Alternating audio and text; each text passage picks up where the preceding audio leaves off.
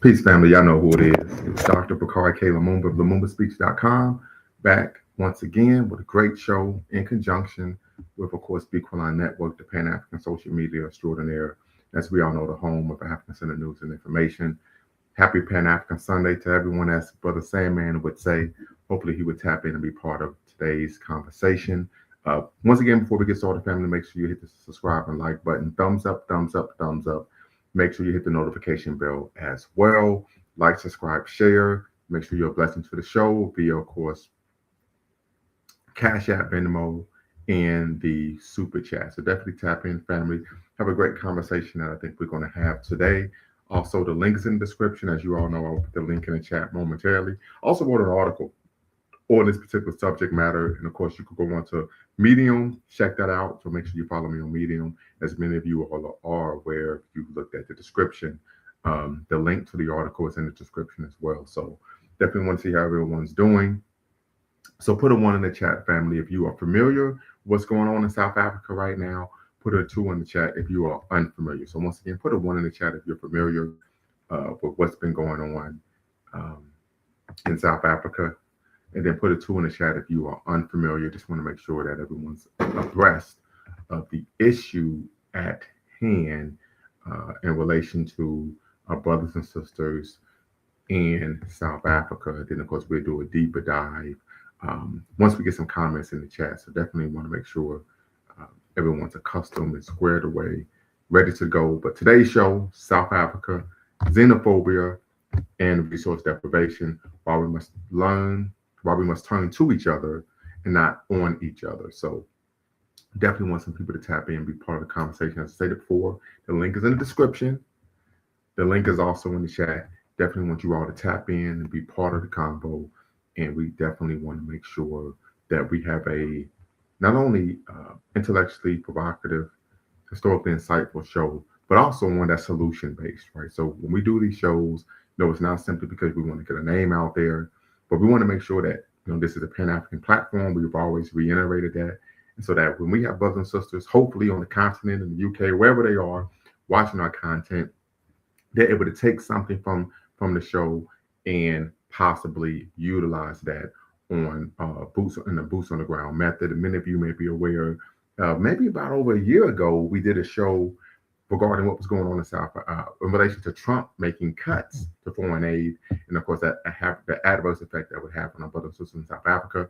Many of you may be unaware, but aid made up 17% of the annual budget in South Africa. So many of you may be unaware that made up 17% of the budget. And so then we talked about what are some ways that our brothers and sisters in South Africa, particularly the government, could find some workarounds. And one we talked about, of course, leaning on neighboring states if that was possible, maybe turning to the AU, which many people argue is a toothless bulldog. That may not have been a solution, but maybe even looking for help from other, of course, nations, right? So just want to make sure that when we're having these conversations, we are solution-based, solution-oriented. Once again, family, if you are familiar with what's been going on in South Africa, put a one in the chat. If you are unfamiliar, put a two in the chat. You're here, of course, on a Pan-African Sunday with, of course, Dr. Bakari K. Lumumba, the progenitor of LumumbaSpeaks.com, a Black empowerment where we believe we can gain a competitive advantage by always betting on Black. And this, of course, is in conjunction with Bequaline Network, of course, the Pan-African social media extraordinaire, and the home of African-centered news and information. We also want to point out that we also are aware of the fact that we sit from a place of privilege, right? We know when you're living in the West, there are in almost innumerable issues that one faces, right? Particularly in relation to the omnipresent and ubiquitous nature of anti-Black racism. But we do understand that we live in a developed nation. We use the term developed with ear quotes. And as a result, that brings us a particular set of privileges, a particular set of level of industrialization that we become accustomed to, but then and also access to resources that many individuals who are, if they are in developing nations, may not have access to, not only resources but also information and education. So something to consider there as well when we have this conversation, because I think we also have to have this conversation with that, where there's a level of grace and compassion, right? I think we have the benefit, at least I had the benefit, not only from being from a place of privilege and even, of course, being privileged educationally, to where I'm able to view many of the issues that our people face from a bird's eye view, right, rather than from a ground floor view or for underground view. So having that privilege, and I'm not looking to promote the concept of the ivory tower. Well, we could tap in. We could talk about Ghana as well. So absolutely, that's not a problem. We could talk about xenophobia in Ghana as well. Definitely, we could tap in and be part of that conversation. So I'm not going to take umbrage with that. In fact, I'm going to put the link in the chat. As you know, the link is in the description.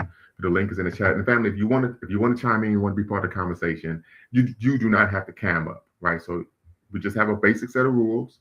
One, facts, not feelings, right? We want you to make sure that if you make a claim and someone disagrees, you attack the argument, not the person, right? Two, we believe in diversity of thought, right? So it was irrespective if you're on the left, you're on the right, or you're right down the middle. We believe in diversity of thought. This is how you learn and grow, not only as a scholar, as an intellectual, as a person, right? This is how you grow. Also, no racial epithets. This is a space of Black empowerment. We believe in the 3 N's of Black power: self-determination, self-defense, and of course, self-respect. And then, of course, last but not least, you just can't make any claims that are patently false or adverse to facts. If so, I have to tap in and, of course, correct you there, because it's my platform. I'm a scholar, and I am responsible for the information that is disseminated on my channel. But through Dondo 13, the link's in the description. Mr. Sandman, I say you put a 2 up there. So, and we can open this conversation up to not only xenophobia on the continent, we can even talk about it in the diaspora. We've discussed ADOS and FBA before on this platform, but I definitely want to give space for Ludondo 13 to tap in, be part of the conversation. Once again, you do not have to cam up. You can keep your camera off, and you can use a pseudonym because many people want to protect their identities. And I completely understand that. Being to be part of the conversation, right? But definitely we could talk about what's going on in Ghana, because I was familiar with what took place in Ghana. This is about last year. And of course, there were some issues. I had some exchanges with a sister. And I said, listen, this type of rhetoric is unacceptable. And oftentimes what we tend to find, unfortunately, is if you are in community with people on the continent, these issues are taking place. They don't have the benefit, I'll argue, of maybe a critical education, right, or of an education that, of course, is anti-colonial, anti-neo-colonial, that we tend to find brothers and sisters tapping into and really parroting the colonizers' language, right? I know Brother Dwayne, of course, he's historically been the, of course, resident historian here at Lumumba Speaks and Equal Network. But we find situations where people are complaining, talking about who speaks the best English, right? Colonizer language, or arguing that individuals in South Africa are simply lazy. My retort was, well, that's the same thing that the British said about, of course, Black folk in Ghana or Nigeria. So we'd have to, or Black people in the West, Africans in the diaspora, right? And we're lazy because we don't want to work for free or for pennies on the dollar, right? So we have to really be aware of the fact that, these type of negative stereotypes about Black people, oftentimes we internalize them and then disseminate them to individuals that we're othering based on us having identities that are rooted through, of course, the Berlin Conference. So something to consider there, family. Definitely want you all to tap in, be part of the conversation. If you're watching on Twitter, you can tap in, come on over, and of course, watch on YouTube at Lumumba Speaks, Be Quiet Network, or of course, Ghanaian Queen, Queen Ghanaian Beauty. But definitely want to have this conversation. I wrote an article on Medium, and so I'll put it up right now. Then maybe we could go over it together, and then we could really get the conversation started regarding. And of course, the most important thing for me is being solution oriented regarding, of course, the issue that's taking place in South Africa. We're seeing individuals, almost engaging in behavior I argue is analogous to what we're finding here in the States, with, of course, them folks and their hostile treatment of individuals that they believe are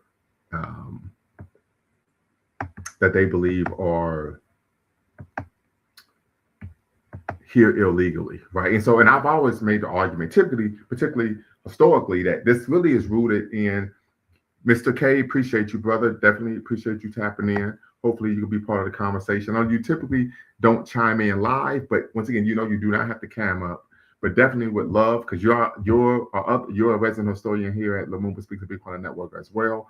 Would love for you to tap in as well. You don't have to cam up and be part of the conversation. So definitely looking forward to you doing that. The link's in the description. The link is in the chat. But one of the issues that we tend to find, a lot of this is just rooted over the battle for resources, right? So I give an example. Sister Carrie, how you doing, sister? Hey, we still got to do that show together. Make sure you send me an email. But definitely appreciate you tapping in as well.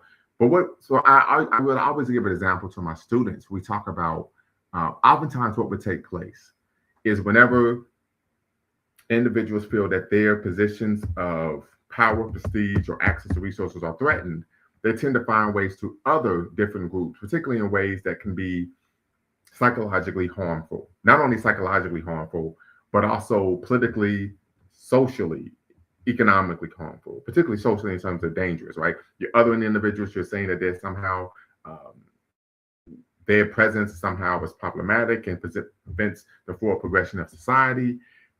And so one of the examples I would give, now I'm gonna read your question in a moment, Mr. K, is we talk about the Treaty of Guadalupe Hidalgo. I think it was 1848. It ended the Mexican-American War. Somebody don't quote me on the date, but please, somebody could look it up. But we know mid-19th century. And part of the treaty stated that Mexicans and their descendants could cross the Rio Grande as basically they see fit with in perpetuity. Part of that was based on the fact that all of this area, typically that we find in the Western United States, was at one point Mexico. Of course, we know they didn't keep their the United States government didn't actually honor the treaty. They typically don't honor anything, right? We live in a world in which power, might is right. But so what ended up taking place was when Mexicans began to cross the Rio Grande, coming to Texas, which we know at one point was part of Mexico. They then stated, okay, they're actually competing with us for jobs. This is an issue. So they criminalized behavior that was associated with being Mexican at the time. Smoking marijuana was associated with being Mexican, or what some people call Latino or Latinx. And so they outlawed, of course, smoking the marijuana, right? Rather than saying just, oh, being Mexican it makes you problematic or illegal. The other thing is that, and this is just particularly general to a labor issue. Oftentimes, here in Southwest Ohio, there are some steel mills. AK Steel in Middletown. There's some other steel companies as well in Ohio.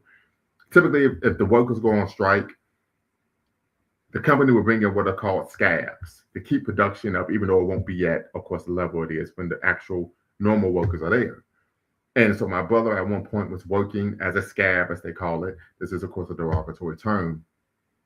And what ended up taking place is they would tell them, don't cash your check. When you get paid, just get on the highway and leave town, because if not, you could maybe be subject to violence. So just want to say, this isn't just something we find in developing nations. We find this in developed, quote unquote, developed nations as well, when it comes to issues of labor and access to resources, access to jobs. So just want to make that clear. Mr. K, curious question, do you think there's a hidden hand of external forces stirring the pot and instigating the xenophobia in South Africa? That's a great question. We would get to that. Unfortunately, Africa can't unite because even the current nations are not united tribally, or we would use the term ethnically here on Lumumba Speaks of Bitcoin Network. Unresolved issue of old are still lingering in our respective ethnic nations on the continent. Right. I definitely can agree with you there. No, that is a great question. I can't say if there's a hidden hand. What I will say is this issue is a remnant of course, apartheid, right? Where whites were able to hoard resources, hoard capital, hoard positions of power, prestige, and privilege. And then, of course, the non-whites are now othered, social, politically, economically, and they have to fight amongst themselves for what? Scraps from the colonizer's table, right? And so what tends to happen, and I mentioned this in my article, let me bring this up very quickly, family. Let me bring this up. Let me share my screen. But that's a great question. And S77A, I would ask you the question, how do we address that issue? And I think that's a great point, because one of the things that we find typically here in the diaspora, kind of our socialization, we have more of a Pan-Africanist, Black diasporic or African diasporic identity, your worldview. While on the continent, it tends to be extremely what ethnically based or nationally based, right? So that's something to consider. Um, so something we definitely have to look at, and I'm open to people sharing their thoughts on how we can address that issue because we know that it does inhibit progress and, of course, unity. So let's see here. Uh, yes. So we wrote this article on Medium, South Africa, Black Xenophobia and Resource Deprivation, why we must turn to each other, not on each other, right? So I argue here recent events in South Africa have led me to write this article to address the current political turmoil in a land known as the Rainbow Nation, right? This is part of the marketing of South Africa post-apartheid as a rainbow nation as opposed to a white politically dominated, economically dominated nation. For those who are unaware, South Africa under apartheid was a racially restrictive country that policed every aspect of life for South Africans who were Black, Indian, and colored. There were repressive restrictions on where non-white others could live, attend school, work, and travel. Laws enforcing segregation and partaking in politics was criminalized. This racialized system of oppression ended in 1994, culminating with Nelson Mandela's election as the first president of South Africa and the ANC becoming the ruling party of the country.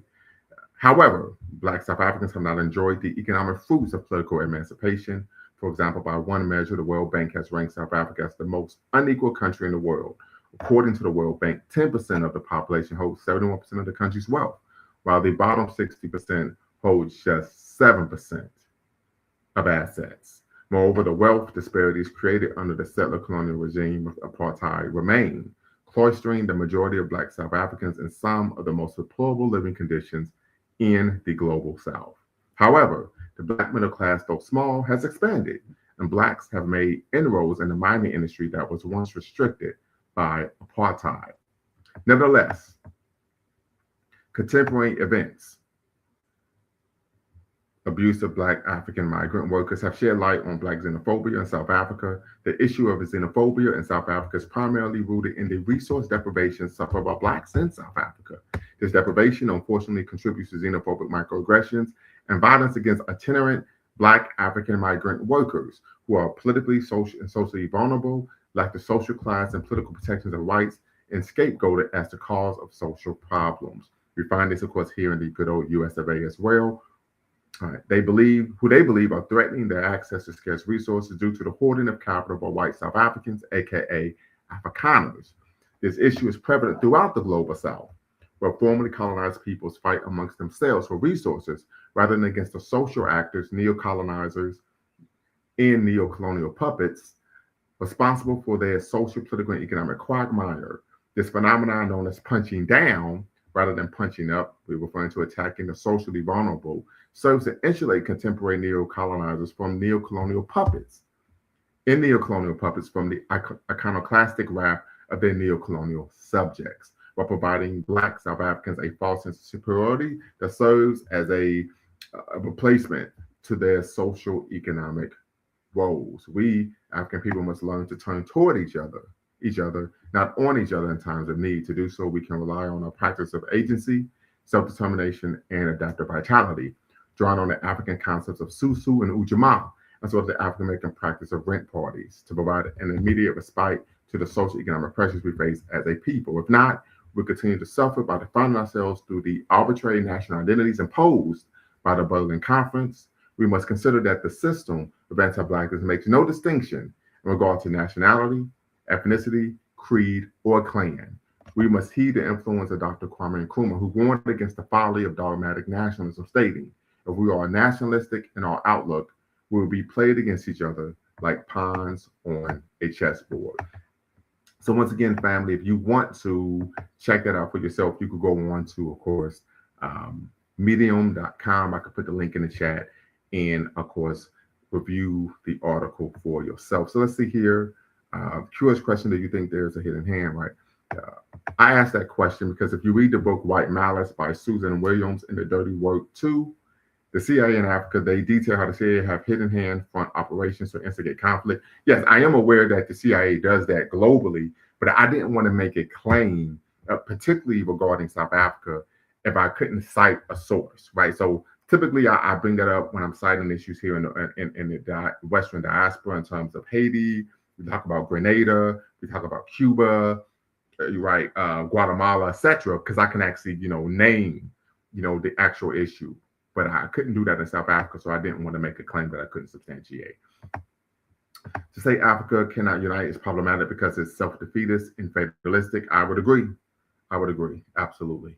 The main issue is that illegal immigrants have become a useful tool against our white monopoly capital struggle because they are willing to be exploited by whites. As a result, we're lazy in their eyes. So definitely, so yeah, I need you to tap in so we can really break that down. You say illegal immigrants. So I take it you're referring to Black migrant workers have become a useful tool against our white monopoly capital struggle because they are willing to be exploited, right? Typically, yes, immigrant or migrant workers typically are willing to work for less than, of course, people who are from that country or the area. A good example here would be in the United States, where we find individuals from Central America. They're coming and they're working jobs, to be quite honest with you, that most people who are born and raised in America aren't willing to work and for less pay, right? So you're absolutely there. As a result, we're lazy in their eyes. Yes, because when you are saying, no, I want to work for a fair wage, and they're willing to work for what one would consider peanuts on a dollar, it will lead to one taking such a position. So definitely understand where you're coming from there. So quick question to SS778. Are you South African? Definitely tap in and be part of the convo. But so that's the question. Are you South African? You could put a 1 in the chat, or 2, or you could simply answer yes or no. So once again, family, the link is in the chat. The link is in the description. Tap in, be part of the conversation, and we really can open this up. A question I would have is, so how do we address this issue? How do we, because we know this is oftentimes migrant workers are migrating, right? Hence the term migrant, because of the lack of opportunity in their home country or region. How do we address this issue on a continental level? Because we find this going on globally, right? So that's the question I have. I don't claim to have all the answers. And so I'm putting this out here. I'm asking this question in good faith and hoping that I can get an answer that will be beneficial to our brothers and sisters who are on the front lines in South Africa, Ghana, and throughout the continent, right? But once again, I would agree they struggle. The root of the issue is these white capital these companies. Absolutely. If we force this unity, it won't mean we'll be united. It's a good dream, but we're not ready. Understood. How do we get ready? That is a question that I have. How do we get ready? How do we foment, or how do we put the mechanisms in play to help us as people become united, right? On a global front, or at least maybe just on the continent, right? And this is a major issue because we do know that for many people, what comes first is, hey, I want to be able to work so that I can eat, so that I can have a roof over my head, right? And so I put up I made some suggestions on my article in terms of Susu, Ujamaa.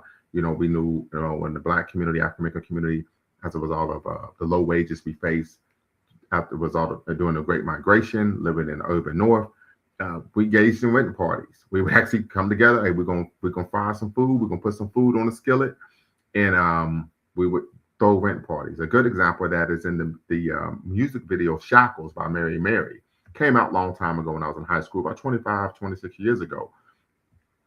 But in that music video, what took place was the young lady was struggling financially, and there was actually a written, I think even in the video, there was an eviction notice on her door. And so what happened was the community came together and they threw a rent party, and as a result, she had enough money to pay her rent, and she wasn't evicted. So we're talking about really agency here. So my concern would be, is there agency? Another question would be, are there unions in South Africa? How strong are the unions, right? We think of the work of A. Philip Randolph, Asa Philip Randolph, and E.D. Nixon, right? And the Brotherhood of Sleeping Car Porters and Maids, the first Black union, right? And how important unionism is for Black people, for our people, right? So those are questions that I would ask. Of course, hopefully, brother SS778, when I'm presuming that you are a brother, if you're a sister, please forgive me. Are there strong unions in South Africa that advocate on behalf of the worker. We know here in the United States, this is a particular major issue. We know that, of course, white capitalists tend to hire illegal immigrants, right? Because they could pay them under the table and pay them far less than it's someone who is an actual documented worker or legal citizen. So we find this issue globally. And so this is a great question, right? Let's see here. Great source of the CIA activity in Africa is Covert Magazine. They wrote the book Dirty Work 2, the CIA in Africa Action. Covert Action publishes acknowledged by independent investigative journalists. Right. Very good. Very good. So definitely tap in, family. The link is in the description. The link is in the chat. If you're watching on Twitter, you can tap in here on YouTube at Lumumba Speaks of Equaline Network and be part of the conversation. But the link is in the description. The link is in the chat. Want to hear from you all. What are some solutions? Melanated Haitian millennial. Appreciate you, brother. Appreciate you tapping in. Definitely want to hear from you all regarding this conversation. Of course, we're looking to be solution oriented, as we all know. Just go over the core tenets here at Lumumba Speaks and Equaline Network. Once again, diversity of thought is welcome. So diversity of thought is welcome. Doesn't matter if you're on the left, you're on the right, or if you're right down the middle, you could be part of the conversation. If you want to be part of the convo, you do not have to cam up, and you can use a pseudonym. So you can hide your identity. We have no that we understand. We tend to discuss a number of politically charged subjects. And so as a result, we know that it's of the utmost importance that we do what we can in the way that we can to make sure that we protect people's identity, because we don't want people losing their jobs just for being on a platform, giving their opinion. Most importantly, we don't provide racial epithets or epithets of any kind. This is a space of Black empowerment. We believe in 3 N's of Black power: self-respect, self-defense, and of course, self-determination. We want to respect ourselves as African people, as Black people, so we don't allow that. Then, of course, last but not least, we do not allow anyone to make a claim that is adverse to facts. So with that being said, once again, tap in, family, and be part of the conversation. The link's in the description. I will put the link in the chat once again momentarily. So yes, I am South African. I am not xenophobic, primarily because I know my history. Thus, we are too related to them. It's more of a cry as we are losing Africa because our migrant cousins don't fight, but I take you say flee. I'm trying to figure that out here. So Africa can't unite, but Europe can. Great point. Sister Shy, appreciate you, sister. Hopefully you could tap in and be part of the conversation. Happy to see that you're back once again. You know, we always need sisters in the struggle being part of the combo. But I never said anything about forcing unity, especially as no one ever said it, that literally every Black person must unite. Yeah, I would agree there. Absolutely. So yeah, so I'm gonna put the link in the chat once again. And then, of course, family, you all can tap in and be part of the conversation. So it says, yes, we have unions, but over time, they get corrupted by big business. Our president was a former leader in the unions, and now he's a billionaire. Understood. Okay, and I take it you're talking about the current president of South Africa. We tend to find that here in the United States as well. Most presidents become wealthy once they come to office, right? So this is an issue, and corruption is a major issue, right? And this is something when we talk about the neo-colonial puppets, right? Neo-colonial cronies, right? Typically, they are enriched personally, but to the chagrin and detriment of the masses. And we know when we talk about historically, even with not only colonialism on the continent, but even, of course, during the transatlantic slave trade, we tend to find that oftentimes it was elites that were acting upon their best interests rather than the interests of the masses. That's put us in this, some would argue, 500 plus year quagmire. So definitely, all right, we got some sister love going on. I want to appreciate that. Definitely want to hear from you all. The link is in the description, family. The link is in the chat. As you all know, you're watching LumumbaSpeaks.com, a Black empowerment initiative where we believe we could gain a competitive advantage by always betting on Black, in conjunction with Equaline Network, the Pan-African social media extraordinaire, and the home of internet news and information. Once again, family, make sure you hit the subscribe and like button. Thumbs up, thumbs up, thumbs up. Make sure you hit the notification bell as well. Make sure you're a blessing to the show, Venmo, Cash App, and then most importantly, via the super chat. Mr. Sandman, what's going on? I see you repping Philly hard here. Okay. Yeah, chilling, man. How you, man? I'm doing all right, man. You know, it's still Old State all day. You know what I'm saying? We still, hey, we're gonna make it 10 years in a row on Penn State this year. You know that, right? Hey, we'll see. Like I always say, you know what I'm saying? It is what it is. You know what I mean? Hey, No doubt, man, no Penn, doubt. yeah, All right, but so you I'm mainly an NFL fan. okay? I mean, if Yeah. I was you, I'd be an NFL fan too, because I mean, I ain't got nothing going on the college scene. Yeah, I get it. I get it. I'll be ducking that smoke too if I was you. Yeah, man. Yeah, so the question is xenophobia in South Africa, huh? Yeah, I mean I heard a few things about it briefly on another one of the Pan African channels. I think they was talking about how like Nigerians are coming to South Africa for job opportunities. Ghanaians as well. Those are two of the most prominent groups that from what I read, that I saw. Yeah, yeah, man. Guineans and West a lot of West Africans, particularly Nigerians, they have a tendency to like they hustlers, man. Wherever the money at, they gonna go to it, you know. And it's not just in South Africa. You can find them all over the place. There's Nigerians all over the place in the United States, trying to get to the bread. They in China, they in Korea, they in Europe, they everywhere. So I don't understand why the people in South Africa that is surprised that they see Nigerians and Well, Guineas out there, you know, wherever the money is, you know, a Nigerian gonna show up. part of the issue is because of the scarce resources. As I stated, I don't know if you were on the platform when I read my article, but whites in South Africa hoard the resources, right? And so you have, of course, all of the non-white others in South Africa fighting for, crumbs. And so as a result, that creates a tension where you have people who are coming, migrant workers coming in, competing with actual citizens for jobs, because then those, like, as the brother stated, but the SS77A stated, they're able to undermine the people who are, actual South African citizens who are fighting for a a decent wage or a fair wage, because they know if the person is a migrant worker, they could pay them far less. Same thing that happens here in the United States. Right, yeah, that's an issue all over the world, whereas though Nigerians would take that cut just to make a profit in Korea, in China, in Europe, or in America. And you know what I mean, the conversion rate of cash to I guess their naira in their country is supplements their income, and they, you know, that works out for them. I think the issue with the people in South Africa is they don't have control of those resources like you just mentioned. So they're not the ones benefiting off of the profit, you know. Uh, s- so I guess their beef should be with the proprietors or the owners of those businesses that are opening up those businesses and are, you know, sharing the wealth with the citizens of South Africa. You know, that's unfortunate. You know how they're getting robbed.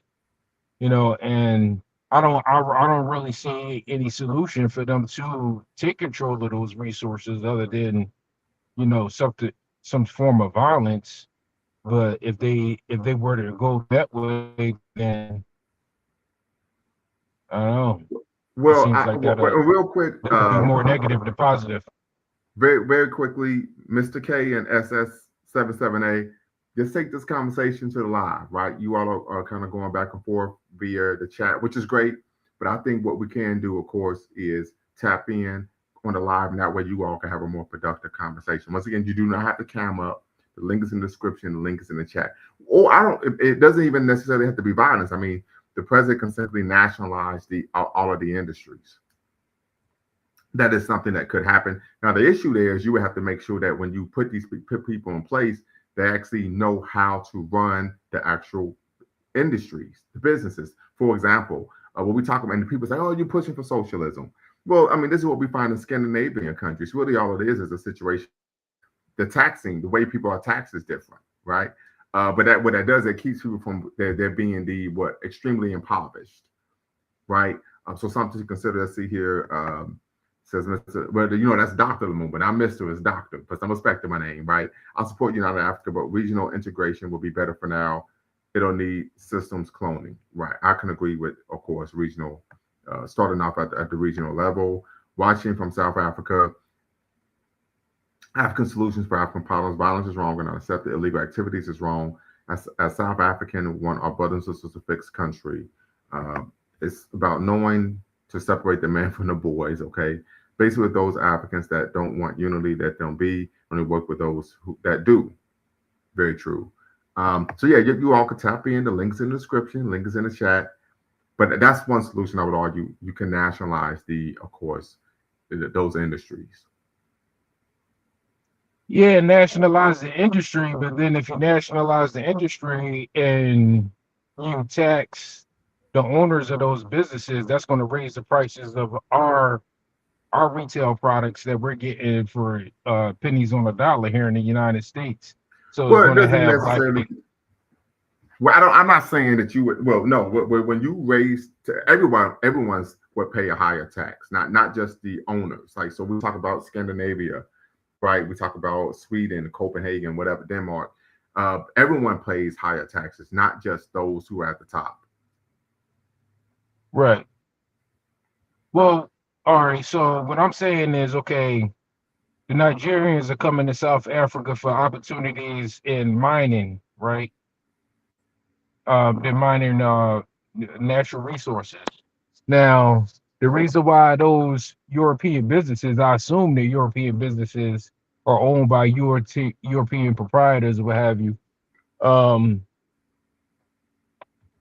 they can get the actual product itself, like I don't know, maybe lithium or what have you, or other natural resources that they get in from South Africa, and they'll use those materials to make like cell phones or other like electronic devices that they sell internationally.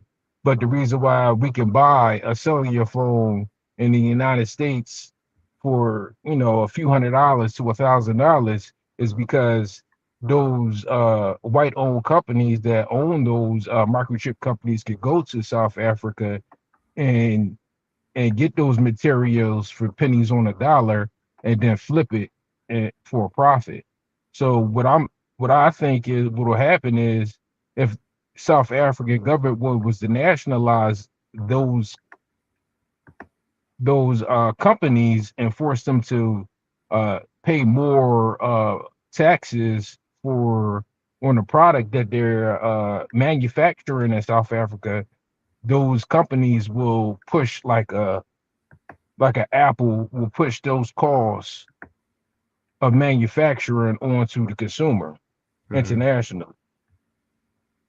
So I think that uh I don't know, it's a balance in that, whereas though we all have to pay a little bit extra, or either that or the companies themselves that are making a profit are going to have to submit to less of a profit on the actual manufacturing of these electronic devices, and in doing so that's going to hurt the stock market, so to speak, because now they're reporting less profit due to them having to pay higher taxes for manufacturing the resources necessary to for the product that they're selling. Yeah, but I don't know if that would necessarily. I mean, we look at somewhere like Saudi Arabia, right, where they have the state controls the oil industry, Mm, right? I mean, it can be done. The issue is that the focus is the neo-colonialists want to maintain, of course, a monopoly over those industries. That's just the reality of the situation. yeah, that's true, and that's why I mentioned that. That's why I asked the question: were these European companies that are running the mining business that are opening up jobs for for Nigerians or Gambians to come in there to work. Now, those oil factories in the Middle East, right? They're owned by Saudi Arabians, Hmm. so they're sharing on the profit with their other um, Arabic people.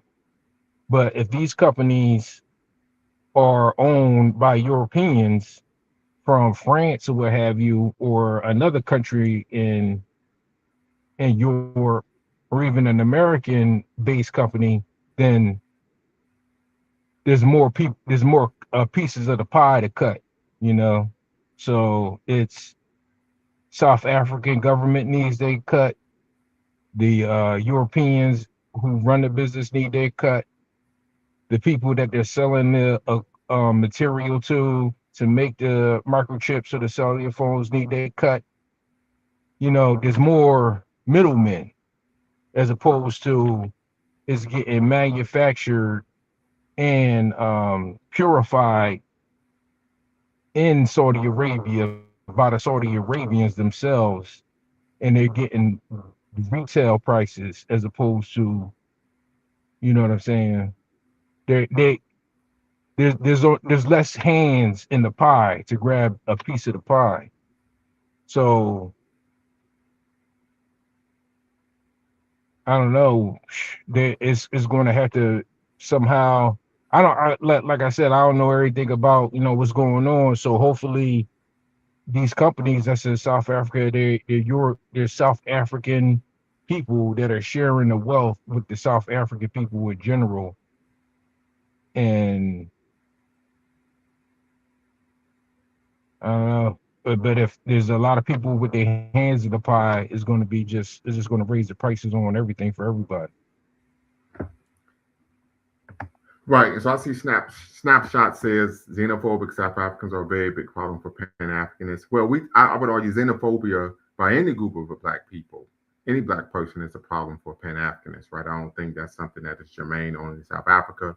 For example, Brother SS778 stated, this is something that was prominent last year we saw in Ghana, right? And I remember, having an exchange where they was like, well, they talking about building a temple or some type of community center in a particular neighborhood. And I said, okay, how? And the question I asked was, how is? And I mean, we're talking about vitriol, and these are individuals who you never see them typically talking negatively about colonizers, right? I said, well, how is them building a community center or a temple in your neighborhood adversely affecting you? Couldn't get an answer. Right. And so we talk about this strategy of divide and conquer, right? Divide and conquer. It's a real issue that we find amongst African people on the continent and in the diaspora. And I would argue part of this is learned behavior. We're distrustful of each other, but we tend to find on the macro level we're smiling in the face of colonizers. Right. And so this is something that we have to push back against. We have to.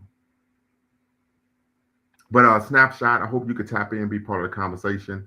Mr. K, once again, as you know, come be part of the convo, right? You do not have to cam up, and you yet can use the pseudonym, which I presume you're already doing, to be part of the conversation. Sister Shy, you could tap in as well, because, I mean, you could even talk about Sister Shy. If I remember correctly, you have a background on social work. I definitely would love to get your perspective on this as well. So definitely tap in, family. As you all know, you're watching LumumbaSpeaks.com, a Black empowerment initiative where we believe we gain a competitive advantage by always betting on Black, in conjunction with Bequaline Network, the Pan-African social media extraordinaire, the home of Africa Center News and Information. And we're currently having a convo with, of course, the Keystone State's finest, right, Mr. Sandman, right? We know Keystone State, they're not as great as the Buckeye State, where we know we're him, not them. But, be that as it may, we're having a great conversation. Are you in Philly right now? Are you in the Illidale right now? No, I'm not inside of the city. I'm right outside of the city in a suburb of the city in New Jersey Okay, so right now. So what they told you is you can't come back home. I get it. You was kicked out your hood. I get it. I get it. I get it. Right? They Oh told you can't no, come back no, home. Okay. no. Okay. My roots in North Philadelphia are so deep. Come on, man. I, You, so you I so you own say that city. you saying you're a Broad Street bully? Stop it. You a Broad Street bully now? No, I ain't no Broad Street bully, but they know. Yeah. So very quickly, SS77A. Once again, brother, you're more than welcome, or sister, to tap in and be part of the conversation. Colonial powers worked with some ethnic groups in the past, and this has left these ethnic groups with the impression that they're better than other ethnic groups on the continent. This is very true. This is very true. Uh, how do we address this issue? Right? How do we address this issue? I definitely want to hear from you there. But once again, tap in. The link is in the description. The link is in the chat. Tap in so we can hear from you. That way we can have a free-flowing conversation rather than one that is intermittent, in which you, of course, we only respond or view your text messages. The challenge that I see, provide triggers for revolution. Okay, the challenge that I see is that there are too many qualifiers for anyone's humanity to be recognized on the continent. One has to convert to Islam, Christianity, or be part of a particular tribe. We use the term ethnic group. So definitely want you to tap in as well to be accepted for one's humanity, to be recognized, overstood. I would say you're not understood, overstood. Provide triggers for revolution. Please tap in, be part of the conversation. Once again, you do not have to cam up. You do not have to cam up to be part of the convo, and you can use a pseudonym. Definitely want to hear more from you. And of course, we want to have a solution-based conversation, because what we're discussing, particularly and what's going on in South Africa, is not germane only to South Africa. We find this throughout the continent. We will find this here in the Western world, where many individuals can't see the forest from the trees or see beyond their immediate circumstance to understand the global factors that play a role in what's going on. We know one of the important roles that Pan-Africanism plays is helping provide education to understand that anti-Black racism is global, and that this is a global system of anti-Blackness. And what you're facing in Chicago is analogous to what's going on amongst Black people in Rio de Janeiro, right? Or in, of course, Mogadishu, or, of course, Dakar. So, Sister Michelle, what's going on? Pleasure, everyone. Hello, Mr. Sandman. Long time. How are you, sir? Congratulations, Dr. Lumba, on the wedding. I've been trying to catch a live for a long time. No problem. But in reference to the topic at hand, I think the quote unquote xenophobia amongst, especially in the Black diaspora, has to do with our overall oppression. Us not being able to develop systems that keep us unified. Now we're fighting for scarce resources, and therefore it's manifesting itself, like South Africa, here in America with the Black immigrant groups. Because we were not globally allowed to enter the global economy as a people, now we're fighting each other within ourselves. That's my take on it in short. No, I think that is an adequate take. Absolutely. I'm glad. I like how you one of the things that you mentioned was this issue of we weren't allowed to enter of course, a global economy. Well, when I think of the work of Walter Rodney, this concept of world systems theory, right? This concept and idea that Black people were othered in a myriad of ways, but particularly economically, and that we were left to only be at the periphery of the economic global system, not at the core, right? And so I think you're spot on. That's why I was hoping that you could tap in and be part of the conversation. And then also another factor with us is there's also underlying issues where the dominant society has strategically wanted to reduce our populations, but however, they always wanted our labor. So those are like little intricacies we need to see, like in South Africa. The South African economy, they need the cheap labor, but they know the citizens of South Africa demand higher wages. They're going to demand their rights. They know, their ins and outs. However, if you bring in another group of people who aren't as familiar, aren't as unified, as stratified, we can use them. And then the other group is looking like, hey, what about us? And then therefore there's a friction. And then we need to have, again, because we don't control our education system, our medium system, to really have these larger scale discussions, now it manifests itself. Agreed. And I Agreed. believe, that coincides with the global economy, whereas though the cost of living in South Africa might be higher than the cost of living in some other West African countries. Therefore, um, those people in those other West African countries could go to South Africa and live off of those wages, whereas though a person who lives in South Africa can't live off of the wages that they would be given working in those same conditions.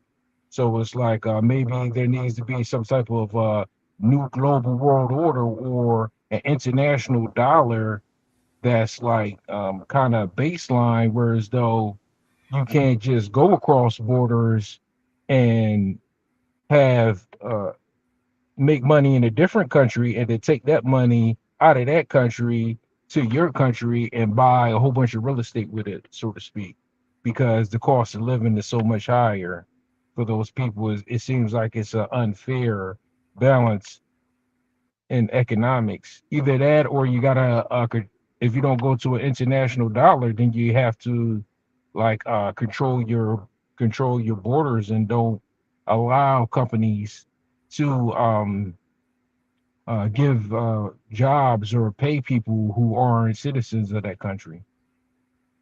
I agree. I agree with you, Mr. Sandman. In terms of that, then when are we as Black people going to? We may have to step out as a people to say, "Hey, this is our social and economic systems." The Jewish community. I don't want to. The other communities come out together and say, "This is our community, and this is our social economic system." So it prevents the infighting. Again, we've never been allowed to have some type of a real unification per se, unquote unquote. I guess somebody else is externally controlling our social economic system. Like even this form we're using is controlled by someone else and can, if I say the wrong things, it will shut this down. Like we are not in control of our destiny overall. Yes, we get little privileges, but again, it's not enough to make the differences we need to proceed as a people. Because Mr. Sandman, you made a very good point. You know, when the Europeans came to Africa, we were here, we were there as different ethnic groups. We were, this so-called unification was kind of been forced upon us. You know, so now somebody in Ghana needs to go to South Africa to make a better living.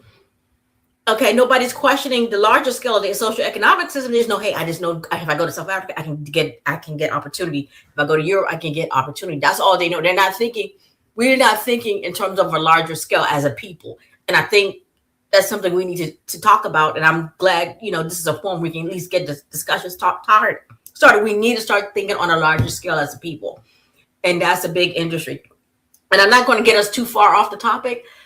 Sports, for example, sports, I'm talking about Black men. It was black. And let me tell you something, if it wasn't for Black people in sports, baseball, football, and all these activities, Black people have transformed these sports and that business. But again, the proceeds don't come back to us as a community where we can transform ourselves. I think if we on a large scale in terms of entertainment, what Black people have done in entertainment, if we were able to get even a certain percentage and reinvest in our communities, it would also help reduce some of these tensions. But we're not. It goes through other communities. And so those who are left behind, we're still fighting each other. Like for example, in South Africa, there's resources there, but the resources aren't being brought to the people, the national inhabitants, for them to benefit. So now the powers that be are bringing cheaper labor in as opposed to using the labor structure that was there of the Black South Africans. Again, this cycle continues.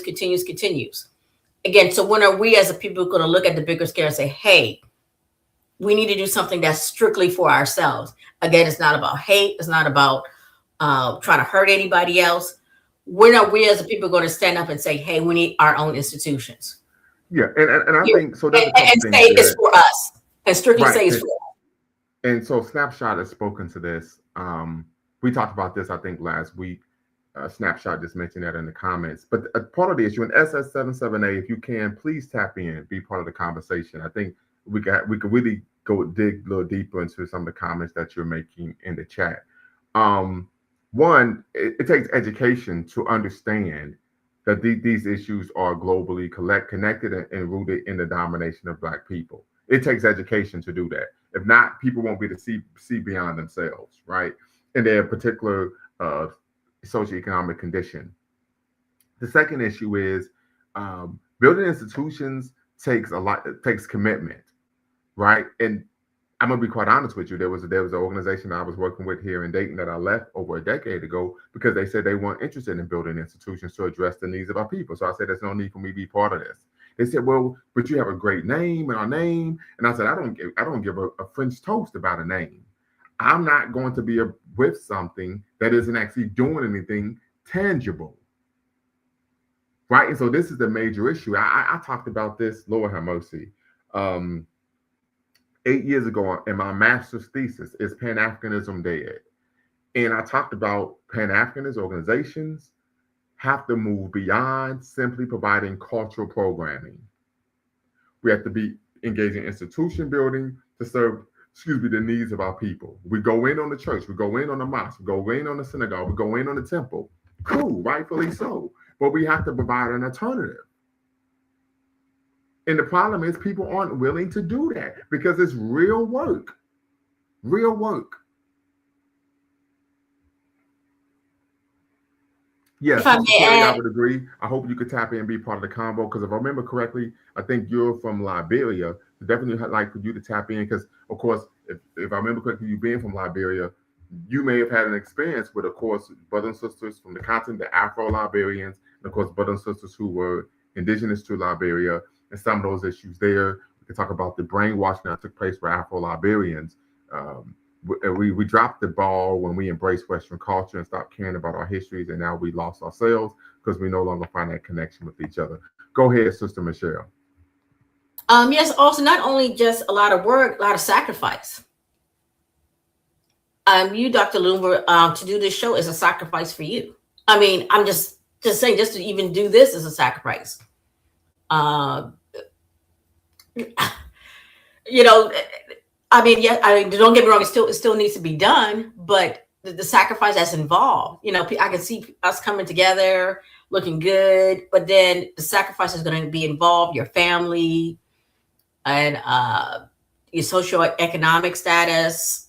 You may not be invited to certain places anymore. Yes, when you start talking Black, there can be some repercussions.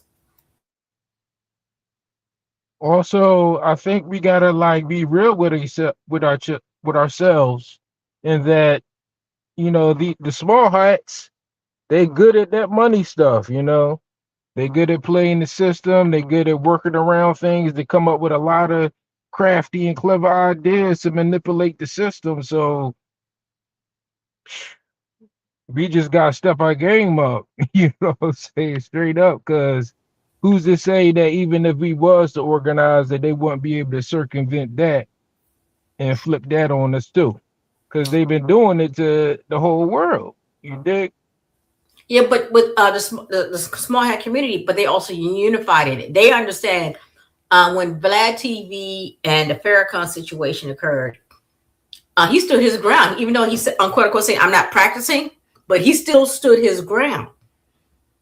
We as a people, I don't see color. You know, fair is fair. Even take a neutral stance to say, you know what, I had no comment. No, we still want to put our 2 cents in. Yeah, I mean that's an important point that you brought up, because a lot of us, we look at like hold up quick. Sister Michelle, I think you're cooking right now. So I would like for you to continue to stir that pot very quickly, if you could. What do you attribute that to, and how do we get out of that mindset? Survive. Every group understand, especially young men of other communities and cultures. It's the men that understand survival.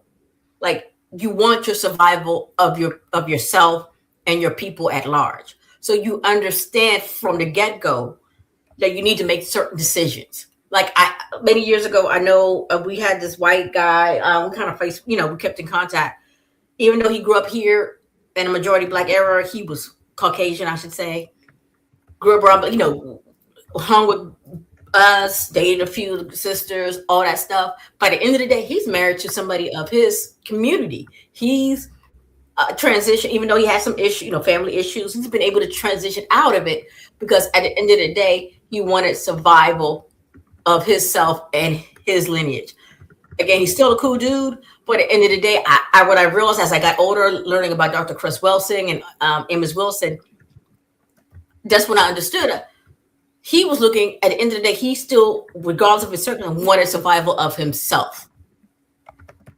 If you understand what I'm saying. Because he could have, like, for example, he had a cousin. His cousins, the female cousins, who were white, they married black and had black kids and everything. But he didn't. I guess he didn't want that.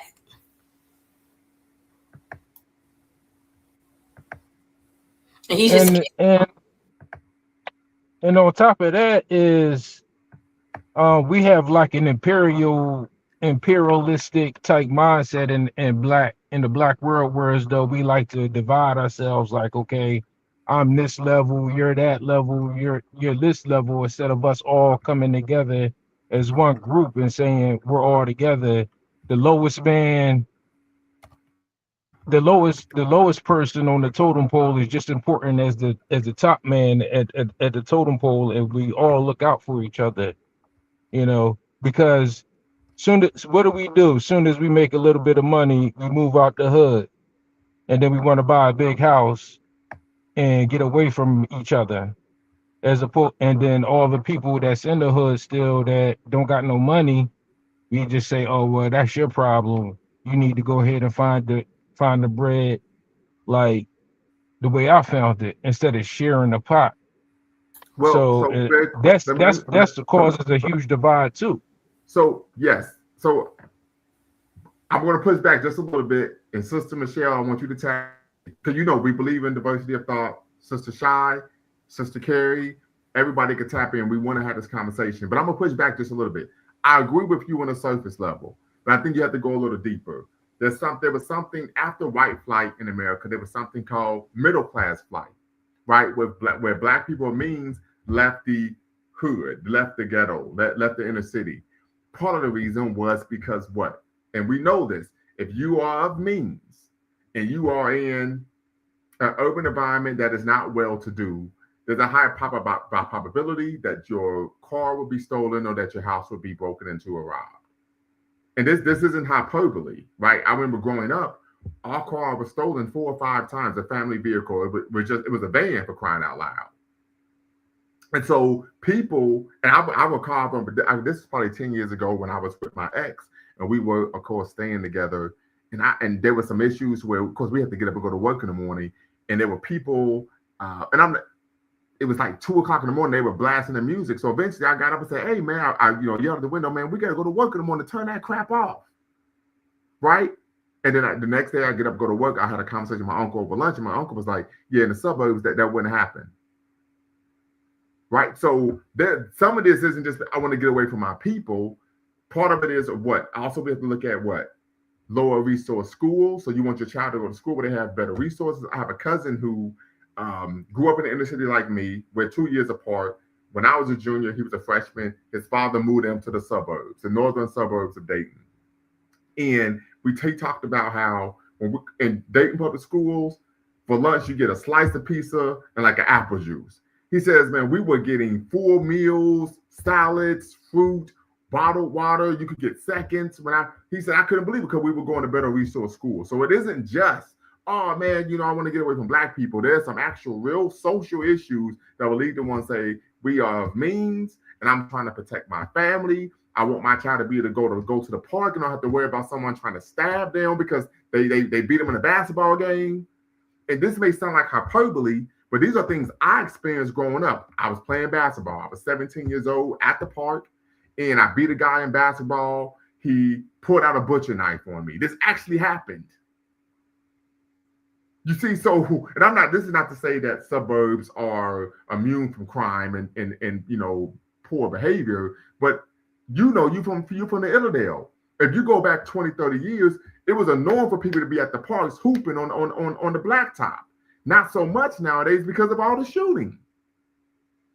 Yeah, I know what you're talking about. I've seen it plenty of times. You know, you're on the court and people get to talking trash, then the fight break out, then somebody run to their trunk and start cocking their weapon and want to handle the situation with violence, and then hopefully somebody calm him down and tell him to chill out. It's just a basketball game. Yeah, we do all kinds of dumb stuff like that. But I think like it comes to a point where we got to take responsibility, accountability for what's going on in our neighborhoods. You know, why I know we got to step to people like that. We don't know what that guy been through. You know, I mean, we live in these large communities inside the inner city, and we don't know people's parents. We don't know their families. We don't know their situations. Maybe this guy has like some type of mental problem where he can't control his emotions and he want to take handle everything violently. Well, We real don't quick, know his parents. We don't know what but happened to his family. So it's like we the white folks in the small hats ain't gonna fix it, right. and the Latinos ain't gonna fix it. We gotta fix it, or we just going to stay divided. But I'll a couple things, right? And I like what you said, but if I can dissect or deconstruct, one, if the young man lacks impulse control, that's not a mental health issue. That's learned behavior. You have a son, if I remember correctly. That's correct. And how old is he, if you don't mind me asking? He's a young man in his Is he his single young digit or double digit? he's double. Okay, cool. So in order for it, and this is something I talk to my parents about all the time. I was like, when I was growing up, I hated y'all, right? But now, you realize, that they actually had your best interest at heart. I said, as a child, my parents would discipline me, right? And then I said, okay, I don't like the fact that I'm being disciplined, so I'm going to control my person so that they don't have to control me. I would tell my children, if you fail to control yourself, somebody else will, right?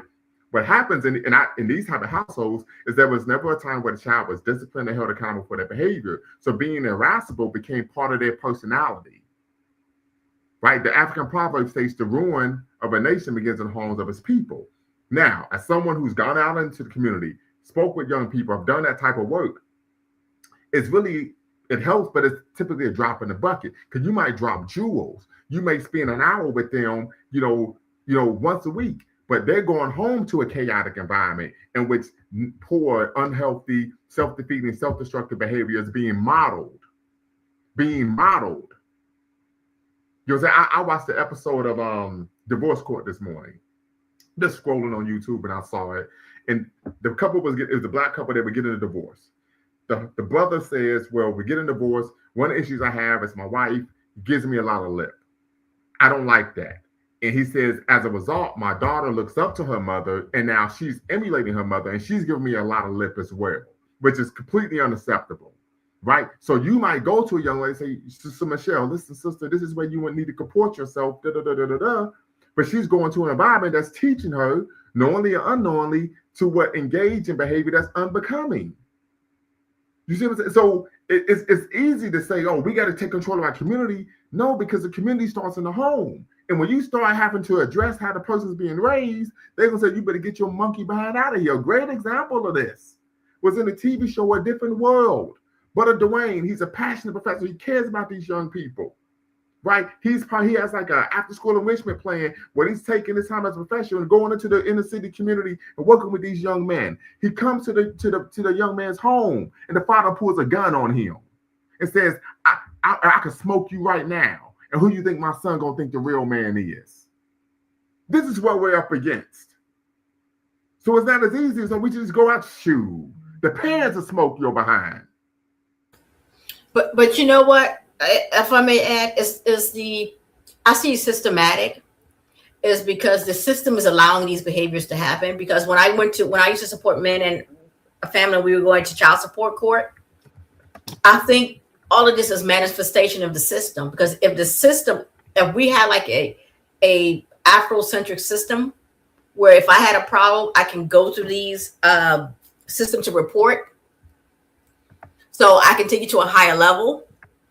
So if, like, for example, that guy who pulled the gun on Dwayne, I remember that episode. Wow, you're taking me back. Okay, you pulled that gun. So guess what? I'm not calling the police per se, but I'm calling it like a community security system. And the community security system is going to say, "Hey, you did this, but because we all, because we all are the same community, we're going to have a discussion. We're going to mediate and see how the best way to move forward." Well, sister, I would say this much. And then also, social work hat. But I would say this: if the person is pulling a gun on you because you're trying to work with that child to have a better future, there's something wrong with him. He's mental. So the community, they aren't even thinking community or African center by that point. But at that time, the communities need to come in. The communities come in and consequence that man, help him get the treatment he needs. Probably remove that child, not necessarily remove, but hey, separate them for some time until we can get some type of balance going on. Well, but here's the other issue, and some people don't know this. I'm gonna speak to this. I saw an episode of Judge Mathis talk about. Sometimes it's not an issue of treatment. Some people just want to be criminals. That's true. You gotta be honest. I know, because I used to be a miscreant. It didn't matter if I went to some program or my parents prayed for me. Listen, this is what I'm doing. And I ain't tired of going to jail. What? So I'm going to play this very quickly, family. Fair use, fair use, fair use. I'm going to play this clip. So some may have seen the episode, like we're dating ourselves if we have, and some may have not. But I'm going to play this. And hopefully, like I said, fair use. This is season 6, episode 11, right, of the, I think, Immortal, right, TV show A Different World. You cannot reach the child. Reach the parent. Wasn't that smooth with Michael's mother? Yeah. Hey, baby, you were real smooth. I like the way you kept talking even though she slammed the door in your face. Hi. I am good in these crisis situations. You go, girl. Oh, Bye. You got it. You silly. What? Run, door. Hey, sweeties. Yo, man, you got a problem? Oh, no, I'm sorry, my brother. My name is Dwayne. And this is my wife, Whitley. I'm Loco. Lovely name, Loco. We're looking for Billy's mother and father. I'm his mother and father. Now, what y'all want? Oh, I'm a professor at Hillman College. I'm Billy's volunteer role model while he's on furlough. So I'm trying to get him to stop from throwing his life away, man. He was fighting some kid in my class today because the other kid was from Coolidge. I mean, people talking about killing each other, brother. Who are? Well, that's not the point, man. The hell it ain't. I let my son know. If you let someone kick his butt, he's gonna get a real whooping when he comes home. Brother, fighting is not gonna be enough to get him by in life. I didn't make the rules, and neither did Billy. But you can break those rules, Mr. Loco. Weren't you rather your little son take a nice little 13-year-old girl to the ice cream parlor? Do you see any damn ice cream parlors around here? Excuse me, brother. Baby, I think now it'd be a good time for you to go wait in the car.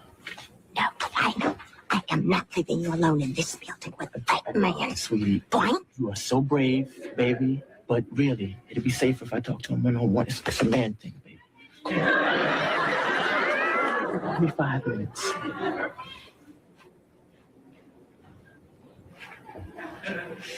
Five minutes, what?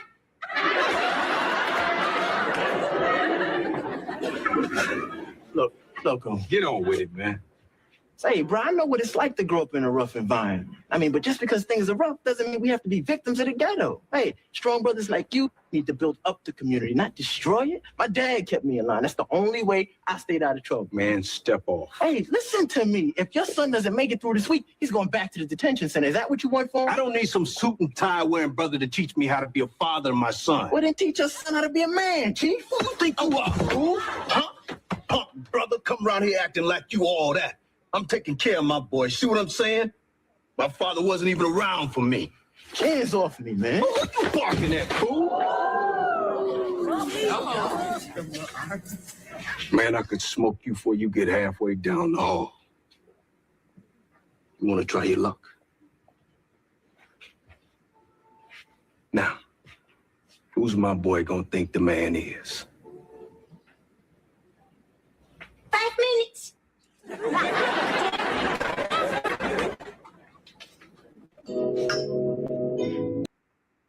Now that I've seen it, I have some questions about it now that I'm older and seeing this again. Yes, ma'am. Go right ahead. Okay, for the first thing, with Dwayne going in there, he also needs to understand the father's circumstances. You know, there's levels to this. He said, like I said, he said he didn't have his You're father. breaking up on us. You're breaking up on us. Oh gosh, can you hear me again? I can hear you better now. So if you could start from the top, it'd be greatly appreciated. Now that I'm older and seeing this again, I see some challenges Dwayne Wayne had when encountering the father. You know, trying to question his style as a parent, I think was wrong. Maybe going there with Whitley was kind of wrong. Right. Assuming mother and father was wrong. So he came in there making their assumptions, and he took it personal. But here's the issue, and I agree with that. But the reality is, when you're dealing with someone like that, it wouldn't matter how you came at them. I mean, if someone is talking about I'm going to smoke you in front of my own child, it doesn't matter if he came over there with a turkey or a ham underneath his arm. The person is crazy. He said his name is Loco. Loco. And there's a reason why he got the name Loco, because he probably had to be loco to survive. No. You don't have to be anything. You don't have to be like that to survive. And of course, I'm just one person. I grew up in the real hood, not the rap hood. Literally. Right? I'm talking about a cop would get killed, body found in the dumpster. Right? You do not have to be crazy to survive. I can recall vividly, we're going back 30-some years. My older brother, okay, it's my sister, my brother, and myself. My brother would cut people's grass in the spring and the summertime to make money. My brother would take me along, hold the gas can, and I would pick up sticks in people's yards before he cut the grass, and he'd give me like maybe 10% or 20% of what he made.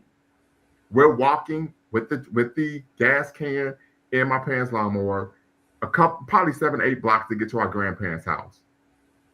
And young man that we didn't even know, a group of young men, attack us and try to jump us. My brother pulled out a lighter and said, "Listen, I'm gonna douse you, throw this gas on you, and set you on fire." We didn't even know these individuals, right? But then we didn't end up becoming local or crazy or adopting that type of mindset simply because we grew up in an environment where we had to defend ourselves. That is something that is, in my opinion, that is cultivated in two ways. One in the household. I'm going to quote one of Brother Sandman's compatriots, right from the Illidale, Dr. Umar Johnson, who we all know is a problematic individual. But one of the things he stated that was right, a broken clock is right twice a day. He stated what? Many children are growing up in households that are criminal incubators.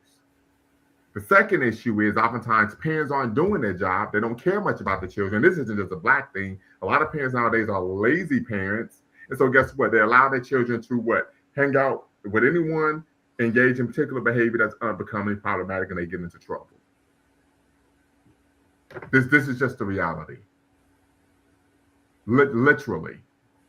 Yeah, I mean, if you're going to smoke your child's teacher because he's trying to talk to you about your child getting in a fight at his school, then obviously, you know, you need to be locked up or put in some type of institution because you're a menace to society and you're a danger to the people around you and you need some help. But as far as like that particular scene on that television show, one, like I agree with what the lady said, you know, he shouldn't have brought a woman with him to talk to that man. Yeah. And he should have brought other men with him to talk to him. And maybe he could have said it in a different way or addressed it in a different way, maybe offered to take him out to eat and break bread with the brother and then have this conversation as opposed to just being at his front door and addressing him aggressively. Well, I don't think he was aggressive, but one thing to think about, he said, you know, they were talking about killing each other and or deleting each other. I'm sorry, we're on YouTube. And then he's like, well, yeah, darn right. So then that's when he realized, like, man, I'm dealing with somebody who's loco, right? This dude ain't just his name. He's proud of his son talking about offing somebody simply because they're from a different neighborhood. Hmm. Yeah. Well, quick question from Mr. K. Curious question to the panel. Do you recall a community spirit in your neighborhood during your childhood? Yes. In fact, I'm gonna answer the question, then everyone else can. So growing up, and I've always told people I'm very proud of the fact that I'm from Dayton View, USA.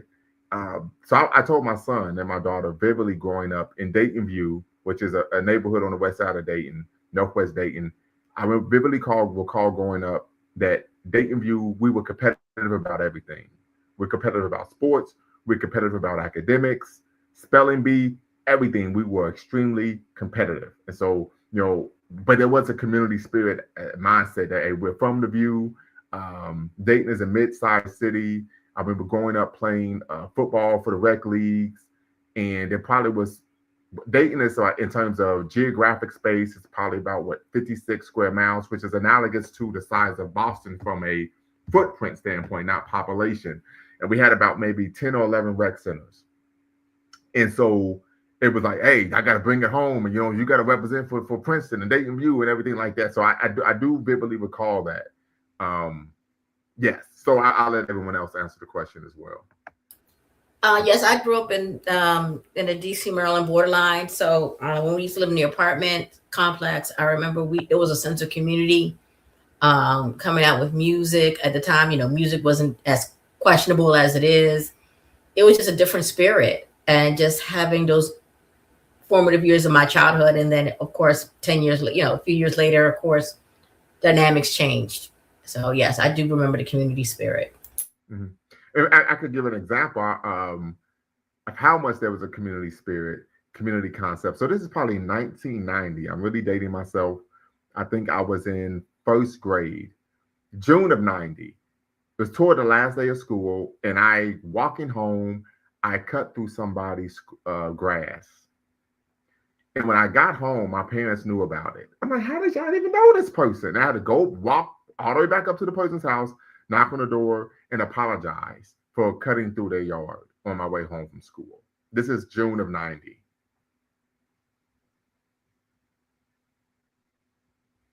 Mr. Sandman, community spirit. Yeah, community spirit, man. That's what it is. You know what I'm saying?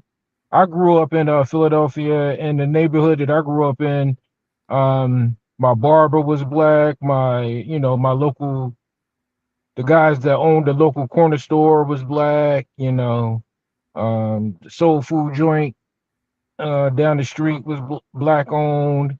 My doctor, we had a doctor in the neighborhood who worked out of out of his own house. Kind of like what Dr. Heathcliff Huxtable on the Cosby Show did, where he had his office in his basement. Yeah, that was my personal doctor. So, growing up, that's what we did back in the 80s. It was everything was black, so I never really even seen any white people growing up unless I went out of town or one of my teachers or something like that. So, yeah, it was more community oriented, and then it kind of just changed. I think like when we depend on each other, I think we cooperate with each other more so, and I think that's the benefit of capitalism.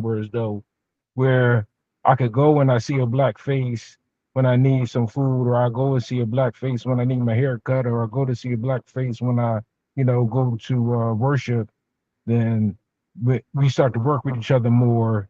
And if there are issues in the community with people getting out of hand, we all know what's going on. Like, okay, the Raheem down the street or Mookie down the street acting up, and my parent know Mookie's parents, and my grandparents know Mookie's grandparents, and we all from the same neighborhood, and we'll walk.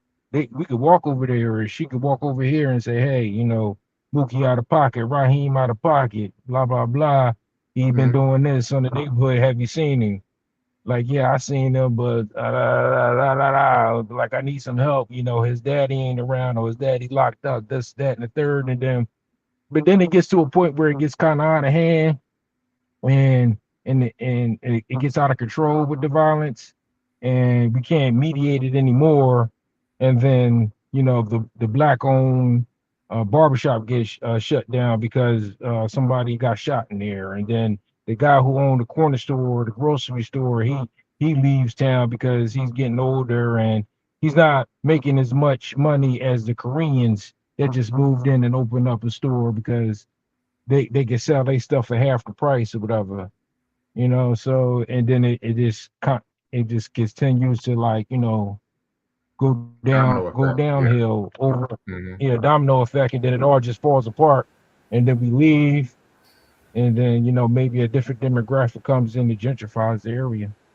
Good. Yes, Mr. Sampson. This is what I speak of, and when I understand reparations, this is an issue for that I support reparations because other communities such as Israel is supported by America via reparations, so they can sustain their society and their culture. So when we ask for reparations, these are what you said is an example of why we need reparations for our community and those behind us, our children and so forth. But however, my concern with us as a people, once we get a little bit of a little bit in our pocket, we quickly to run outside the community. And that's why if I were to support reparations, I do support it, but I would want a caveat saying, hey, this has to stay within the Black community. Because of those various issues, because somebody of another community can come and sell something half price, and next thing you know, we're out of business. And then we lose a staple in our community or an economic hub for ourselves. Again, for me, like I said earlier, is that every group at some level understands survival of their collective, except us. We do. I'm not saying we don't understand it, but it's not enough for us to really understand it, hold it, and be accountable to it. And that's, you know, that's where I will land there. Yeah, it's a good landing. I gotta handle some business here on a Sunday, but happy Pan African Sunday to y'all, and have a blessed week. You too. No Thank doubt. you. Appreciate it. I appreciate you. peace Drive out. safely. Yeah, so I Will do. think that there's one issue that one may be missing, sister, when you talk about people moving out. There are real reasons why people leave certain communities. I understand, but they're not safe. But we will have the infrastructure to keep it safe, the infrastructure to keep people accountable, the infrastructure, the social, like for example, we have the JSSA communities in the DC area that was specifically to support a certain specific community because they understood that need. We need a Black association, social services for the Black community to understand our dynamics. I think it goes deeper than that. Okay. Well, I'm gonna tell you why. Malcolm X mentioned this very quickly. Mr. K says Malcolm X stressed the importance of education. I feel like we need to educate more on the knowledge of political science, economic, social science, military science, and applied science. Overstood. One of the things Malcolm X stated was, he said, in the Black community, you have the highest concentration of police, but yet you have more crime. He says the reason this is the case is because the police are in cahoots with the criminals. We think, and this is done purposely. Yeah. So it isn't just social services. Them folks are the ones bringing the crime into the community. Let's be real here. Yeah. Okay. It is a business line. The court systems, yes, it's a system. So, right. I mean, in Columbus, I lived in Columbus for 7 years. Do you know how many police officers were found selling drugs in the neighborhoods? Oh. Literally, they were convicted, subsequently tried, convicted, sent to prison. I said, so we can have all the social services we want. The people who are supposed to be preventing crime are the ones causing it. I mean, this will be analogous to teaching Black people about fire safety, right? Don't leave something cooking on the stove when you go and take a bubble bath, right? But then in the Black community, we find a whole fire department going into the Black community setting fires. Yeah. So what's going on here? Yes. And this isn't hyperbole. There's a great book that talks about this. It's titled "The Rich Get Richer, the Rich Get Richer, and the Poor Get Prison." And chapter 1 of the book is titled "Nothing Succeeds Like Failure." Right, Sister Free, yes, which actually happened, by the way. Facts. Nothing succeeds like failure. And they talk about how the goal is not to prevent crime. because there's money to be made as a result of it. Let's be real here. We talk about the issue with setting fires. We know this was an issue, particularly in the 90s. It's kind of reared its ugly head back in the 2010s, where what? White folks, them folks, sometimes in conjunction with individuals who were firemen, were going into black communities. I appreciate the super chat. Make sure you all like the live and subscribe to the channel. Absolutely appreciate the super chat, sister. Where they were going into black communities and setting churches on fire. And they because were it was real estate. They wanted the real estate. Right, yeah. And they were actually working with what? Firemen to learn how to use accelerants that it would be hard that would be hard to detect. So this is an issue of where black people just don't know how to control the property or really do fire safety. The people who are supposed to be preventing the problems are the ones causing the problems. We find this in America. We find this on the continent as well. But also, we also have another thing that a problem we have that other groups don't have is sabotagers. No other group has been victim to sabotage such as ourselves. Yeah. No matter what we do, as soon as we look like we're climbing out of something, we get sabotaged as a collective. Like soon as post-civil rights movement, we were getting out, we were looking good. What did it bring? It started bringing drugs and other devices to keep us conquered and divided. Yes. And so hence here, 50 years later, you and I are here having a discussion. Yes. Like absolutely. Other countries, but if you look like somewhere like China, now they're the superpower of the world. They're going toe to toe with the United States. You know, they didn't have that level of infiltration and self-sabotage. The continent of Africa is full of self-sabotage because of the currents. Yeah, counter-revolutionary insurgents, absolutely. And so when we talk about us, our family systems, our structures, we also have to leave open to self-sabotage. Like you said, it's burning of the churches. Unemployment. Mm-hmm. You know, not being able to develop healthy families and loving systems. Yeah. Our men and women, the so-called gender wars.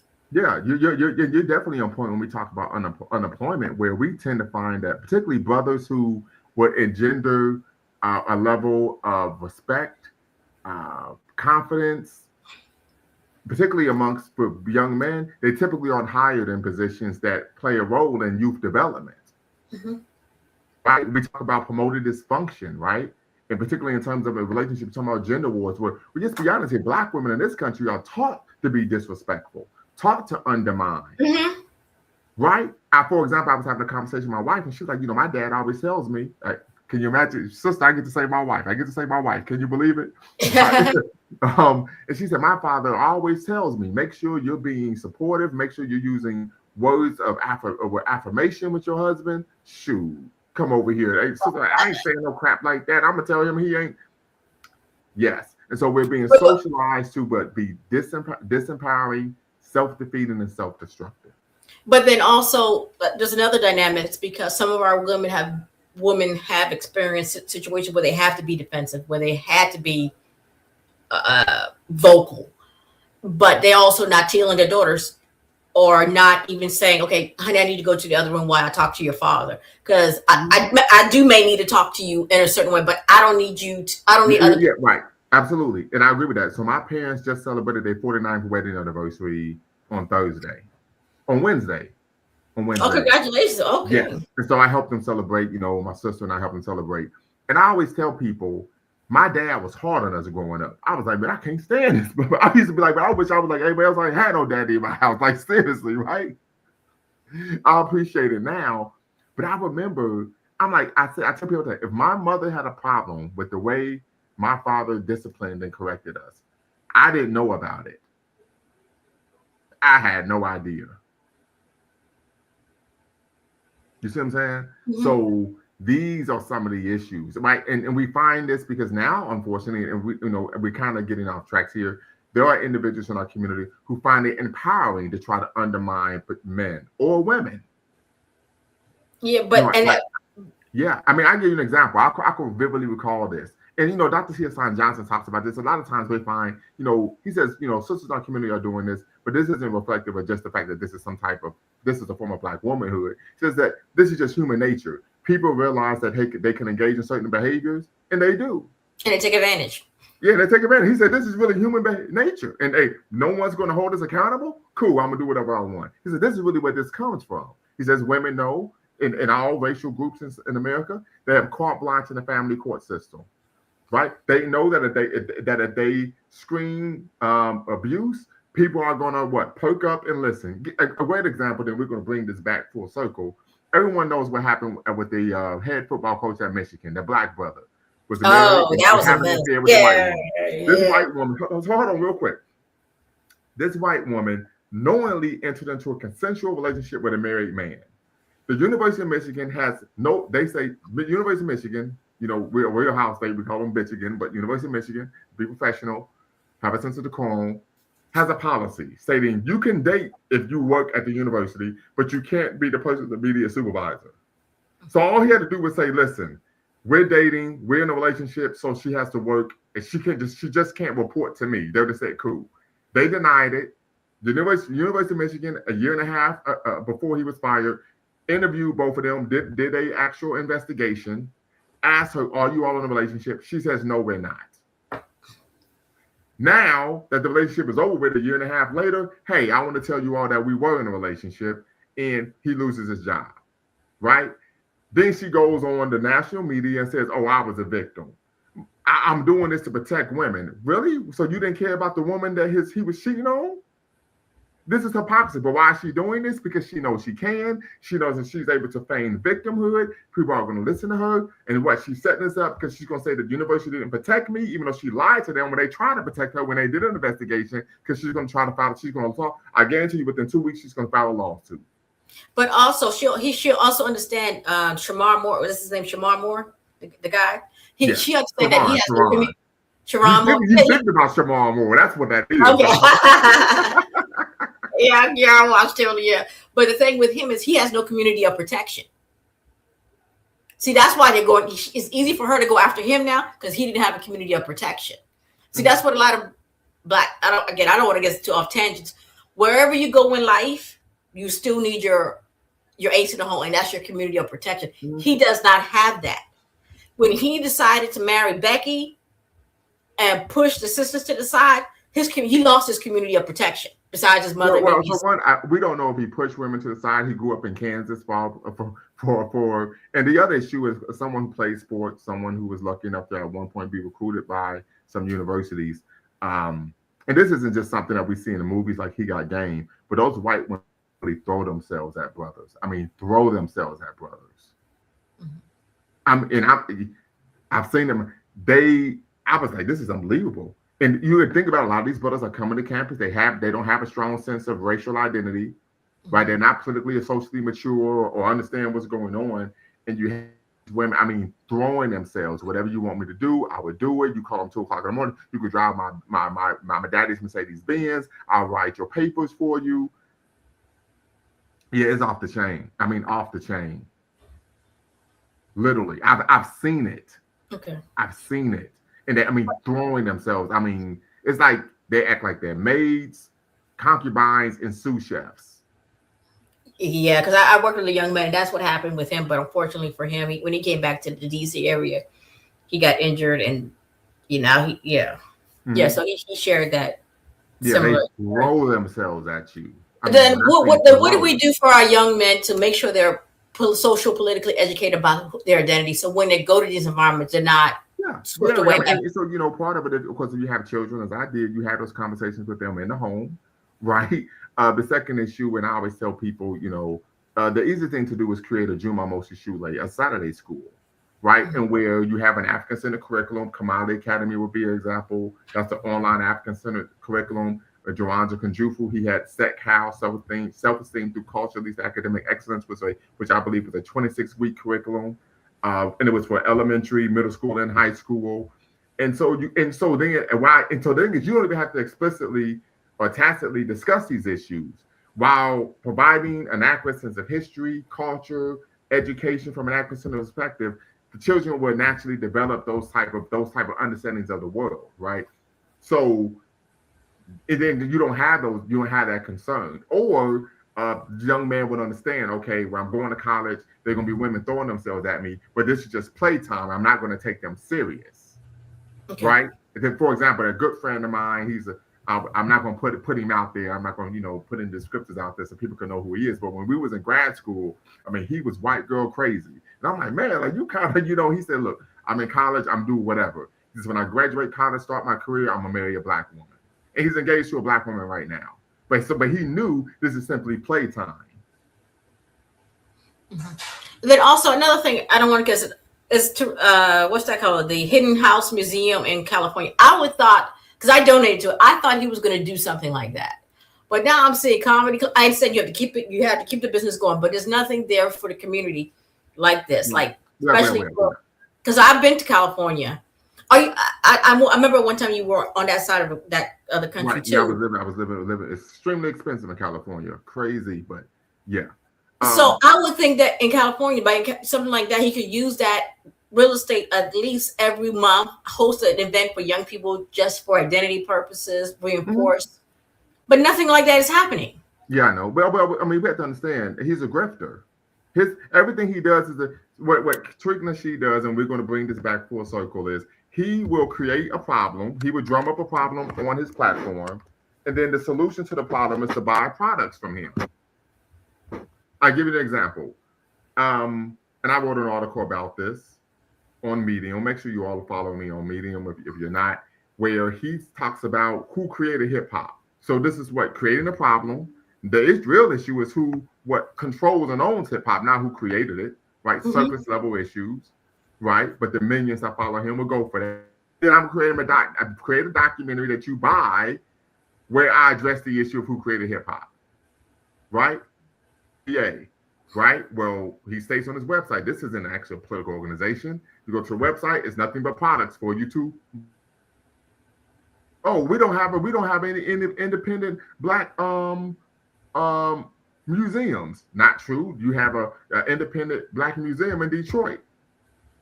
What are you talking about, right? So but what the solution is, give me money to help me make more money. So he's a grifter. It's something to be aware of. But at least throw something back out to the people. That's all I'm saying with him. But that's not what he's about. That's not what he's about. Sister Carrie says, I heard that the coaches would encourage them to be with non-black women as well. I don't know that, but what I do know is a lot of the coaches are married to non-black women, particularly white women. So once again, they're almost being socialized to, if you want to be successful, or that the norm is to, like, for example, everybody knows I'm a huge Ohio State University fan. And one of the things that really turns me off is most of the players are with non-black women, or just they complain, white women. But can I also add something to this? I think if I may make another topic suggestion, because of so-called integration, how should I say this delicately? The NBA, for example, is complaining they're not getting the viewership, they're not getting the engagement they need from NBA maybe 20, 30 years ago. But I also got to say the black community, the black culture was the center of basketball because especially when I was growing up, I was in that center where like you go by the basketball court, you girls are watching the guys playing. I mean, it was a culture. Yeah. I can recall that. Yeah, there will be girls watching us and be like, "Hey man, shorty here that you like," and you be like, "I got to show what I'm about to be like Iverson today." I remember those days. Yeah, so there was a culture that was associated with, so that transitioned to the bigger leagues and the Lakers and the Bullets. I mean, because I was in DC but now they changed it to the Wizards. Whole nother discussion. So that was what made basketball at its heights. Mm-hmm. Now I don't even see that anymore. I don't know if we can talk about the cultural shift of the players, because like baseball, for example, was supported by black people, but they also lost their scene when black people shifted their interest more into basketball and football. Yeah, but part of the issue was baseball actually purposely sought to create disinvestment in baseball in the urban communities, because baseball is considered America's game, and of course a lot of white people took umbrage with the fact that black people were dominating the sport. But they took the like Jackie Robinson. I don't know. Can we do a topic on that? Because we can go there. I think we need to explore that. explore that because I was with my cousin the other day, and they were looking at these new players that were coming. They were foreign. I wasn't even feeling them. I was like, I don't even feel these folks. I'm not even excited. Definitely. So, but we're going to bring it back full circle. Okay, sure. We're talking about xenophobia. This is something, of course, that is. But also back to xenophobia. This is good. Why are they now bringing Black people from Black Europeans into a Black American sport? That's another issue. Wait. What do you mean by Black American sport? When I say Black American sport, is that I'm saying it started here. It was curated in the Black American cities. What sport are you referring to? Basketball. Well, so the NBA is a global league. The NBA went global. Before it went global, it was here. But hold on. It went global in the 92 Olympics with the Dream Team. In all sports, your goal is to get the best players. And when you're looking at getting the best players, you don't care what country they come from. That is a reality. But however, the Europeans, they concern more with their soccer. Where here in America, like for example, I live in the DC area, so Durant, when he got recruited, so the whole DC area was rooting for him.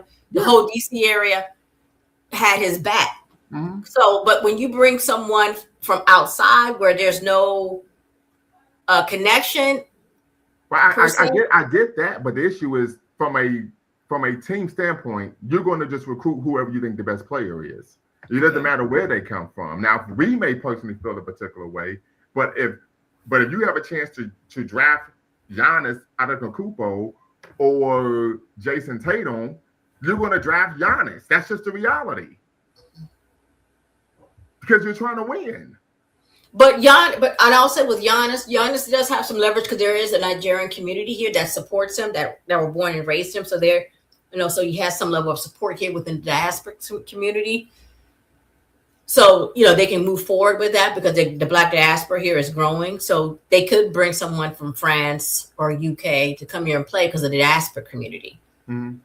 But then homegrown talent, then what happens to our homegrown talent here? But there's an issue with the homegrown talent. Part of the reason why the homegrown talent isn't what it used to be is because of the AAU circuit, where there's not a focus on actually playing winning basketball. So someone who grew up playing AAU, someone who played football, right? That's part of the issue. Matter of fact, I watched the women's Final Four. In South Carolina had an almost all-Black team. And UCLA had a all-white team. They had a couple sisters who were biracial, right? Black women were women on the team that were biracial, but they were white passing, you could say. And they got smacked by UCLA. The Black girls had no issue with the fact that they got smacked by a bunch of white girls. Now, 25 years ago, we would have played that game like it was Armageddon because of the racial pride issue. Yeah. And one of my homeboys, he's an OG from Detroit. He says, well, things have changed. He says back then, even if we had a sense of Black pride, even if we were uneducated about Black history and culture. He says now students, not only do these young people not tend to have a sense of Black pride, they're also extremely uneducated. So to them, we just lost the game. Even though I remember working security at an AAU tournament a couple years ago in Columbus. And there was a couple brothers on the AAU team who were top 100 recruits nationally. And there was like 3 brothers on the team. They didn't take the game serious. They kind of like lollygagging. This all-white team beat them, and they were cheering like they won the Super Bowl. And I told them, I said, that's why you never take anything for granted. Now look at how they acting, right? Because you all were playing around, didn't take the game serious. The next time they played them, I'm not exaggerating, they beat those boys by 70 points. Wow. You see what I'm saying? But because they aren't being raised in a home with this sense of being curated, the term you use, with this sense of racial pride. Mm-hmm. I agree. Yeah. And part of this is due to what? This concept, and I talked about this in my dissertation, the concept of intersectionality. So now we have Black youth growing up who they have their salient identity is in their racial identity. It's I'm queer, I'm female, I'm male, I'm a Christian, I'm Muslim. It's everything but being Black. To the point to now, to where Blackness is now immaterial. But I think that was done by design. Such, but the world does. Mm-hmm. But I think that was also done by design. Well, I mean, the person who coined the term intersectionality was a black woman. Was she paid, or was she intersectionality encouraged out of black feminist thought? Mm-hmm. I think black feminist thought could be traced back to white. I mean, yeah, it does. Cornell Hudson Weems, who coined the term, she wrote the book Africana Womanism, talks about that black feminists are nothing but white feminists in blackface. As we bring it back to the topic at hand, with someone like Tariq Nasheed and his FBA, he does bring up, black xenophobic vibes people have shared. But again, he does not, he speaks on certain things, but he only speaks on it for a certain level. Then he backtracks. Like you said, the microphone check. He speaks about who created it, but he won't speak about who owns or controls it. And to me, that's the real discussion. Mm-hmm. And it goes back to the reason why we're still, like the guy when Jonas Blahema addressed the South Africans, we all renting here. You throw them out, the white owner's going to throw you out. So we're still in the same situation. Because he did the microphone check, Black Museum. They built a hip hop museum in New York recently. So, like, when are we going to have these real discussions when we talk about xenophobia? Why is it being caused, and what are we going to do to prevent it as a collective? It can only be done until we become a collective, not an individual here and there.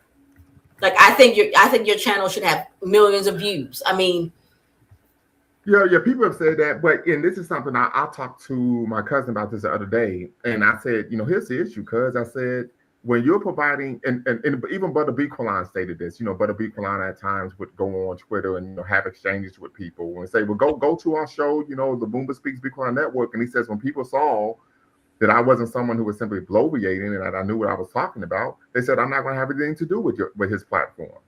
And I've noticed this, I used to go on people's platforms all the time. I went on a couple of podcasts, and the people would be discussing issues they knew nothing about and just promoting stereotypes. When I was in California, I used to get my hair cut at a particular barbershop, and the barbershop is simply an echo chamber of misinformation. And I had to come in and say, hey, what are y'all talking about? That's not the case at all. So, I mean, Pink Book Lessons, for example, I think sometimes she makes some good content. She jumped on the FBA train and was making a number of claims that were just adverse to facts. The Sisterhood Crimson Cure, same thing, making a number of claims that were just adverse to facts, right? Dennis Sperling, same thing. So what we tend to find the grip is to promote whatever is popular in the algorithm, and typically is anti-African and sometimes anti-Black. I'll argue one of the reasons why Crimson Cure's platform is so popular is because every day, I think at 11 and at 4 o'clock, she is talking about Black women in a very vile and negative manner. Now, the behaviors are particularly vile and unhealthy, but she doesn't do so in a manner in which she's providing an African-centered solution to the issue. Mm-hmm. But that's her bread and butter now. Exactly. And I'm not going to do that. I'm not going to get on my platform and start attacking other people. Most people don't even know I had a disagreement. I hope that I can reconcile with a brother who was a frequent guest on my platform, someone I love, and is near and dear to me. You think I'm going to come on here and talk about it? Absolutely not. Because this isn't a reality TV show, right? So the reality is people build their platforms on drama and attacking people. And you think most platforms, they don't actually talk about real issues. All they do is attack other Black folk. Yeah, dude, yeah. Right? Mm-hmm. This is reality. Yeah, thank you, Sister Carrie. The talking points are the gender wars, anti-Blackness, diaspora wars, or conservatism. Yes, conservatism. Yeah, all of a sudden everyone just became, new grip became being conservative. I'm like, where'd this come from? Right? So I'm to the point, like, I wish this would grow. I wish it could be something bigger. But I'm like, hey, I'm kind of, like, hey, this is the reality of the situation. Because I don't think most people are really concerned with addressing real issues, real solutions.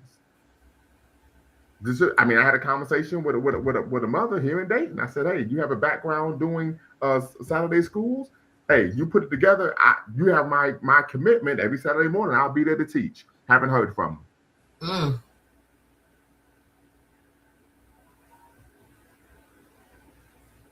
Now, hopefully that will change, because I know she's busy, and she was, when I went by to see her with her husband, she went upstairs and working on some things. But like, I'm about that action.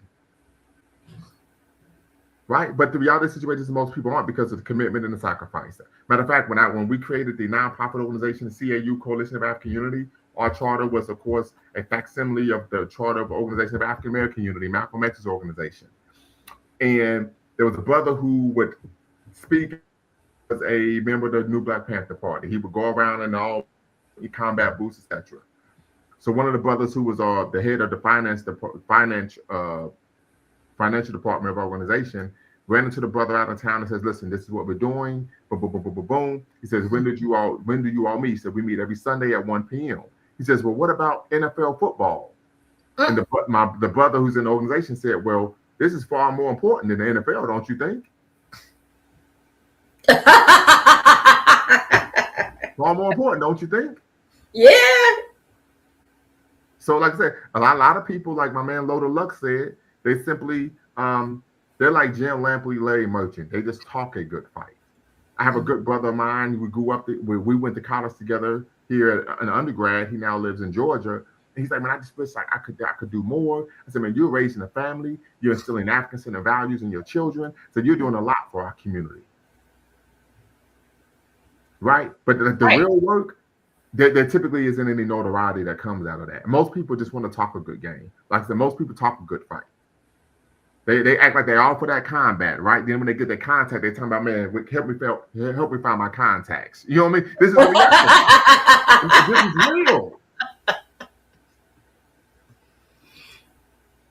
real. This isn't hyperbole.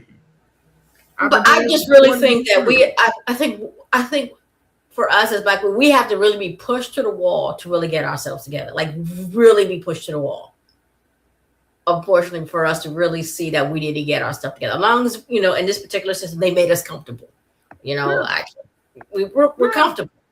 Yeah, absolutely. So, like I said, if I get an argument with my significant other, if I really want to, I can call the police and they'll just take care of him. Yeah. Without knowing the real ramification of what I've really done. Mm-hmm. Or even caring. Yep. Exactly. Right. I'm just. Mm-hmm. So then, but however, I can get angry at the Black man from him dating somebody outside the community. Yeah. Matter of fact, quick story. We're gonna go back 20 plus years when I was married. I had tried to forget about it, right? Mm-hmm. And my ex-wife, this woman was loco, cuckoo for Cocoa Puffs. You all don't know who she is, so it's cool. And she was violent. When I say violent, I mean violent. So now you look at me, I'm 225, 230. I work out all the time. By the time I was like $160, literally, I was small. And anytime I disagreed with her, she would look for something to throw at me and hit me with. And I remember going to my mentor at the time, who was a college professor, and I said, "Is this why brothers date outside their race?" He said, "Yeah." He said, "Yeah, this is why." Straight up. He said, "This is why." This is the same woman who years later now, so then she started, so basically I called the police on her. Shocked. Are you going to call the police on me? I'll see what type of time you want. After that, and the time she wanted, she'd call the police on me. I get arrested. Of course, I would beat the case, but I didn't have to beat the case. I was exonerated. But so then I'm like, okay, this ain't going to work. I can't be with you no more. Fine, and I just accuse you of abusing our son. Oh no. I still have court documents now showing where this woman falsely accused me of graping my own child when he was 9 years old.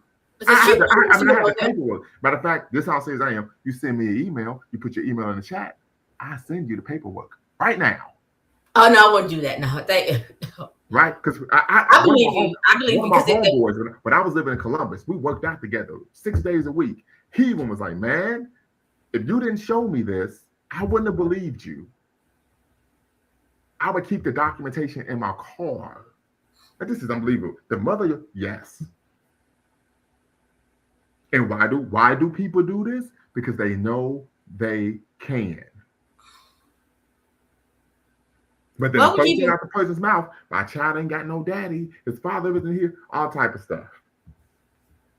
My son will do something wrong, I get on him about it. Mm-hmm. She tell me, I'm gonna call the police on you. Mm-hmm. Yeah. My son do something wrong, she'll buy my pair of Jordans. Get in trouble at school, buy my pair of Jordans. Guess what happened when he was 15? He got expelled from high school. 16, he was arrested, spent 4 or 5 months in jail for armed robbery. Whoa. She took him and moved to Maryland so that I couldn't be around anymore. Well, so she's on my side of town. Well, she's not there anymore, but she was. I'm at the Ohio State University. I'm gonna park my car. I'm walking into the office to go to work. I get a call from his principal. I'm like, ma'am, I'm here in Ohio. She's in Maryland. There's nothing I could do. Yeah, this stuff happens every day. So that's when I say you get the home is the issue. This is learned behavior from the parent. These boys ain't not here just being wayward because boys are wayward. Yeah, and then they say, well, but then they get some other guy to come in and play the role of dad. Yeah, can they have what? Non-biological superiority. You ain't his real daddy. So, matter of fact, any authority the actual non-biological father has is based on the largesse of the mother. So where is your son now? I'm sure he's of age now. He'll be 19 in August. He's still with his mother. Okay. I told him, I said, you need to come live with me. He says, I don't want to. So I get it. You don't want to deal with accountability and responsibility. I get it. You're accustomed to that because you ain't lived with me since you was 11. This is someone who, this isn't hyperbole. People who know, they're like, your son acted like he was a robot. When she took him, moved away. Now he's a high school dropout. Why? Because the family court system, women have carte blanche. Women know that. But how's your daughter doing, though? She's cool. Amen. That's all we can ask. She's 16. Right? But she got a little attitude on her. Learn from the mother. Right? I'm like, hey. But my question, I remember telling my daughter this is when she was 14. I said, listen, I'm going to be real with you. Because she had put her hands on this boy at summer camp. I had to go into the summer camp at the MLK Center in Columbus. I said, I told you before when you were like 9. Was she 9 or 8? She was 8. Was she 8 or 9? Yeah. I said, I told you before about putting your hands on people, particularly boys. I said, because then you're putting my or your brother's life in danger.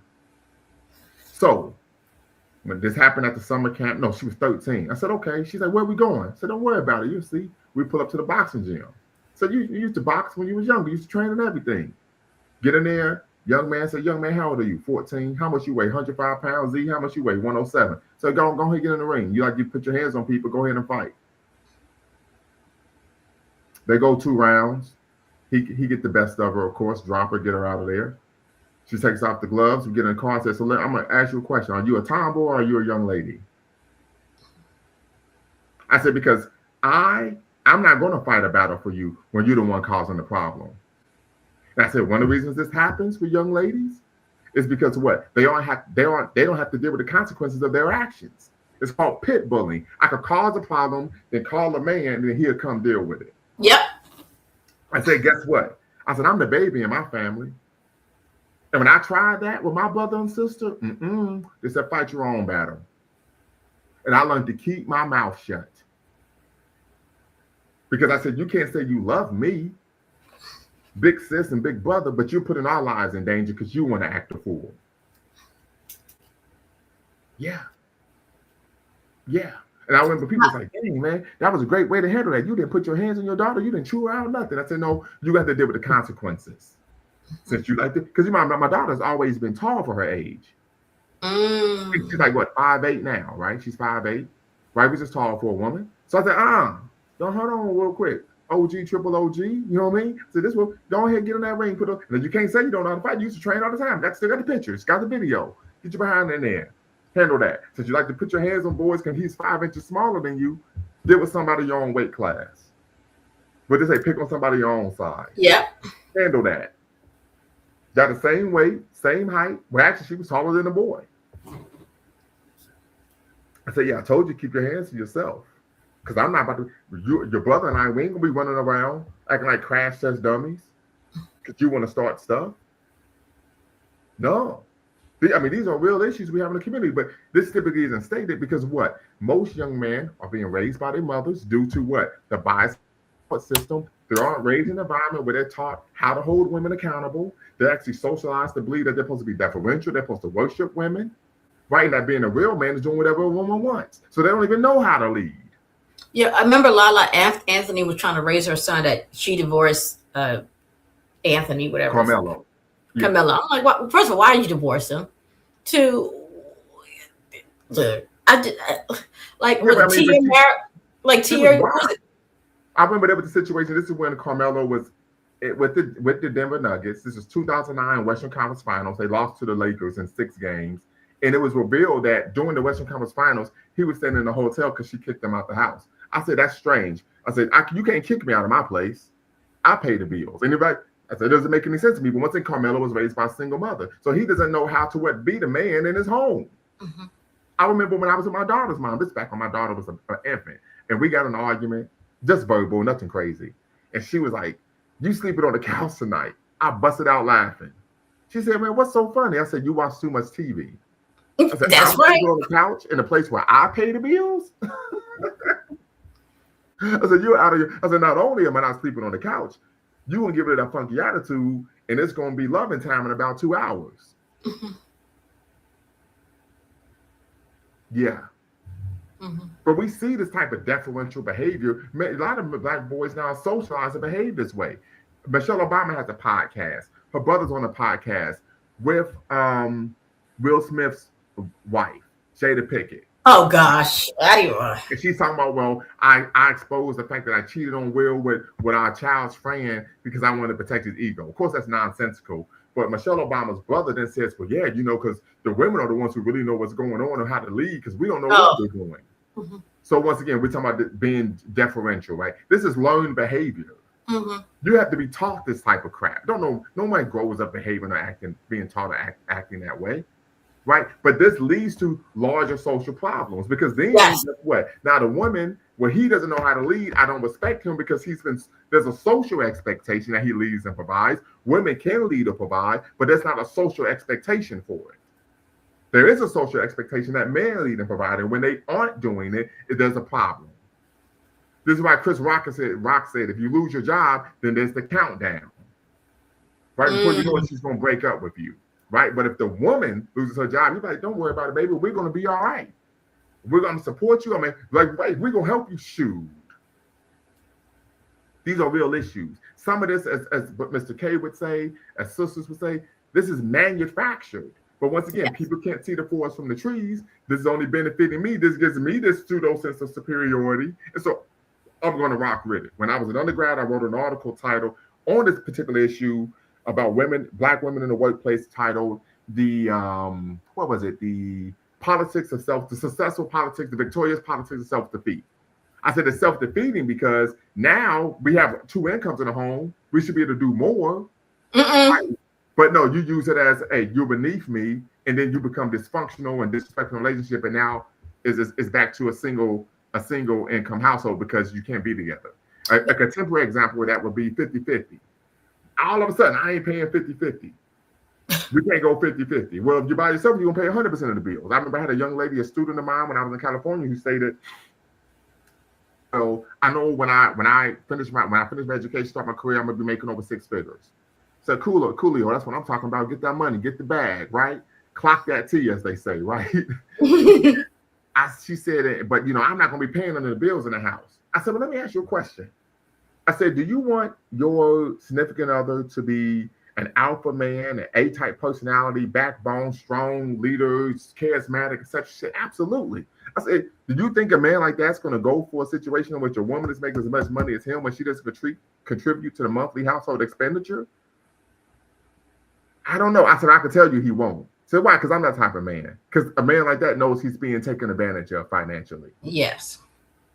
Bro, but on TV, I said, no, we're talking about in the real world. I said, now you want to get a sugar daddy who's 50, 60, who wants to trick his money off, and you can have a transactional relationship, fine. But in a real relationship, hey, if you're working, making just as much money as me, but you won't pay any of the bills, you're using me. You're taking advantage of me. I told my son, you want to know how a woman is serious? She spends her own money. She puts skin in the game. If not, she's just along for the ride. And whenever there's any turbulence, I'm getting off right here. That's the reality. That's how you know, as a man, if a woman is serious, she is willing to spend her own money. Yes. Am I right or wrong, Sister Michelle? Yes, you're absolutely right. You're absolutely right. Anything else? I told my students, anything else? They said, as soon as they asked me, they said, well, Dr. L, who's the prize in a relationship? I said, did you want me to give you a serious answer or a pop culture answer? And the student's name was EK. He was from Southern California by way of Nigeria. His parents are Nigerian. He's Nigerian, but he was born here in the States. I said, great question. I said, well, the pop culture answer is, I'm the prize, I'm the table. If you ain't got no money, yun, we can't get the job done, yun. Right? I don't cook, I don't clean. Let me tell you how I got this ring, right? The serious answer is, in a healthy relationship, both people's happiness is prioritized.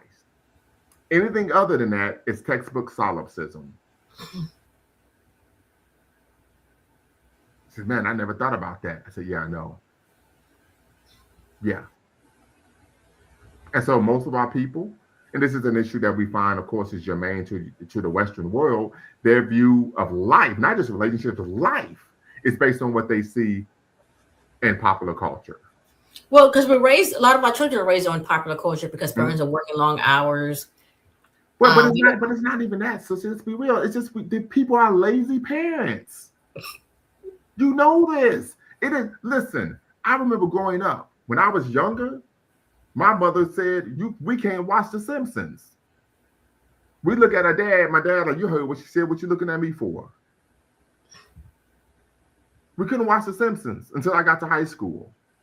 Both of my parents worked, right? It's just that people are lazy parents. That's all it is.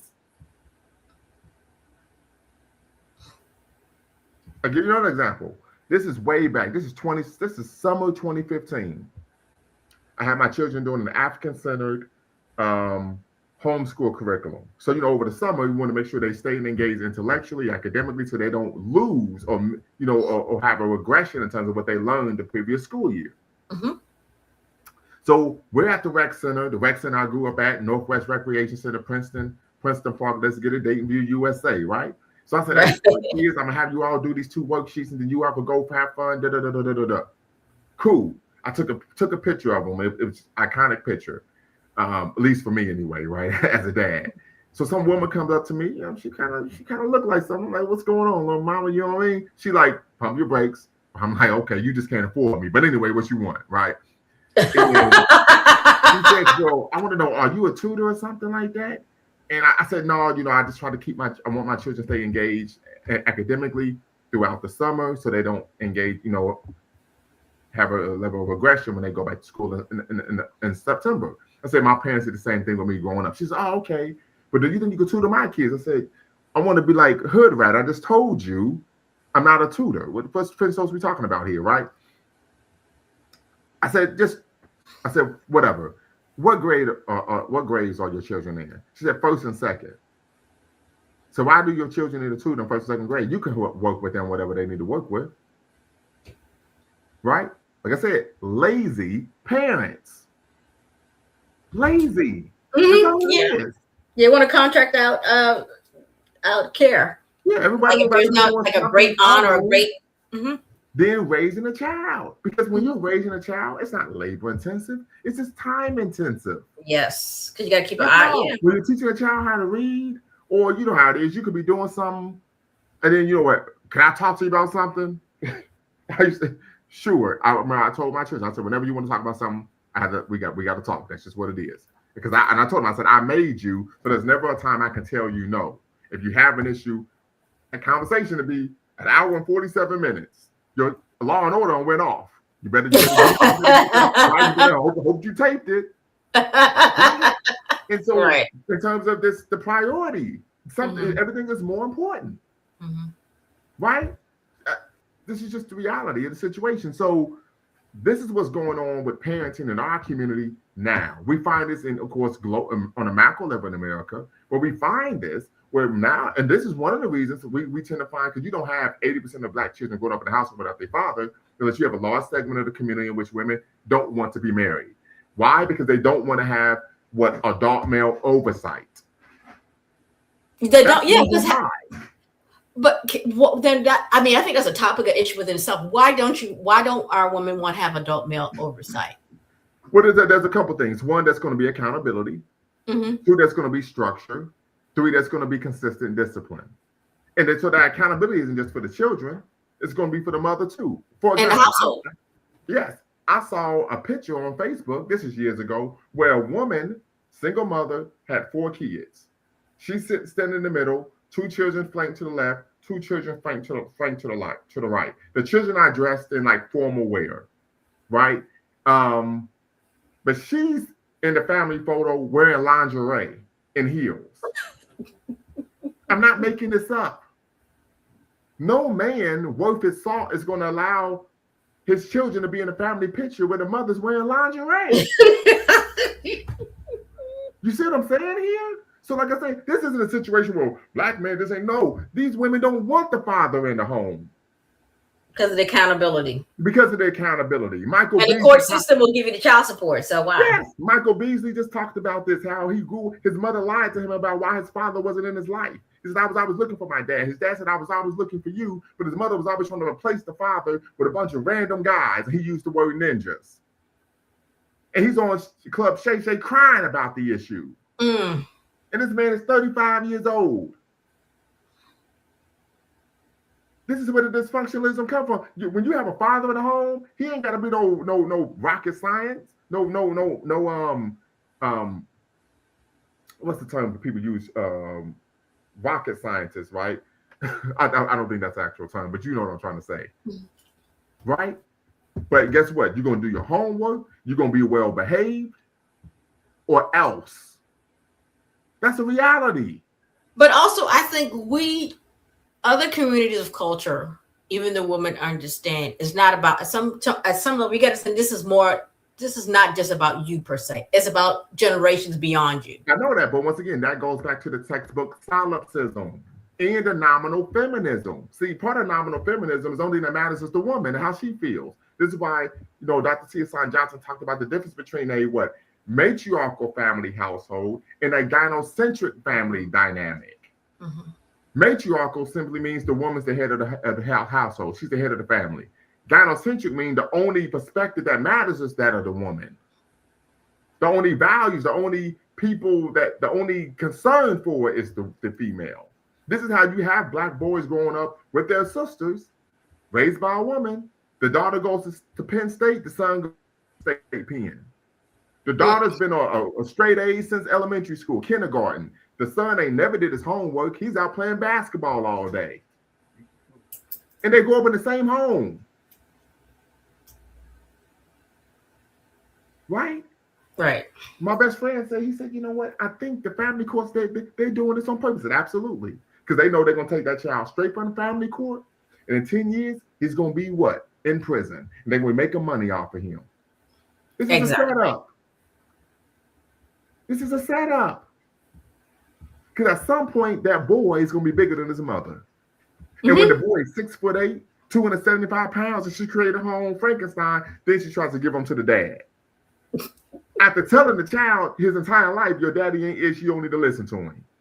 Yep, all the time. Over and over and over again. But if you call it out, oh, he's sexist. He's a misogynistic. No, I'm a realist. Yep.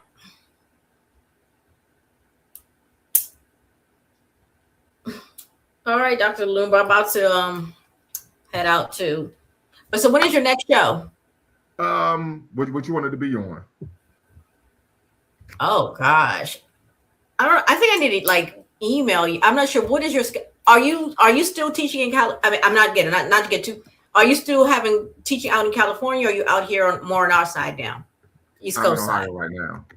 Okay, so you're Ohio. Yeah, so I just So put I just sent you my email in the private chat. okay, so let me get that out, and I will just communicate with you from there. I don't Yeah, want to ask too many questions on here. right. Okay, and I'll send you an email and see how we can, and then I'll send you some topics. And then also, how we can grow the channel and just be a support. Okay, yeah, absolutely. And real quick, Mr. K asked this question, and this is a great question, curious question to you both. Do you think that if there was that same old school spirit that was still here today, that dysfunctional behavior you were talking about would diminish? In part, but dysfunctional behavior is prevalent, in my opinion, is because the parents nowadays make space for it. I saw a clip from a Yana Benzant show where she was interviewing a young lady that was kidnapped at birth. Mm-hmm. And then raised by the woman who was a criminal, and of course she was dysfunctional. When I smacked this bee and they're talking all this crazy stuff, and I was watching it with my mother real quick, and I said, "See, Mom, the problem here is the father. They allow space for this type of behavior. When I was growing up, there was no space to behave that way at all. Meaning, you breathe hard, you're getting popped in the mouth. Now, does that mean that you should address every situation of violence? No. But what I'm saying is there was no space for me to behave in a manner that was unbecoming, ever, for any reason. It didn't matter how I felt. It didn't matter if I was wronged, whatever, because I knew that if I behaved this way, I'm making my parents look bad. That's the problem. But then also, people saw examples of couples together. People saw each other loving each other. They saw people resolve things. They didn't see certain things, but now you got internet and everything. So many things that are different from now. Yeah. We also have the times, I mentioned a lot of times we see with young men, black boys, they're extremely irascible, irritable. They go off. They become apoplectic at drop of a dime.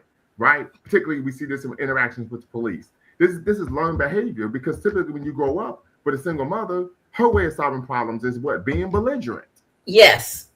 That's just I got a problem. I'm gonna be belligerent. So then but that's not how you solve a problem. But then also like some of them can't keep a job because I work with young. I do mental health stuff. And some of them are young. They can't keep jobs. They can't sustain a job.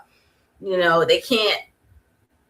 Ration certain things through it. Yeah. And now you're looking like emotional on the job. So now it's like the Mexican has taken my job, or the African take my job. Right. And this all stems from what? Because guess what? Children are actors. They act out what they see in the home. Mm-hmm. Right. And so if this is the only thing I'm around, these are the type of behavioral machinations that I'm going to engage in because this is what I've been socialized to view and see as normal. It's an issue. Mm-hmm. But once again, then you got the feminists and the nominal feminists arguing that part of an aspect of toxic masculinity is one's ability to do what? Compose themselves, to control one's emotions, mm-hmm. to be stoic. Right? So this is how nonsensical these ideas really are. Right? But then if you lack self-control, she's going to say, well, I don't respect you. You can't control yourself. If you do have self-control, they're going to say, well, see, you're being toxic. I give you an example, then we're going to shut it down.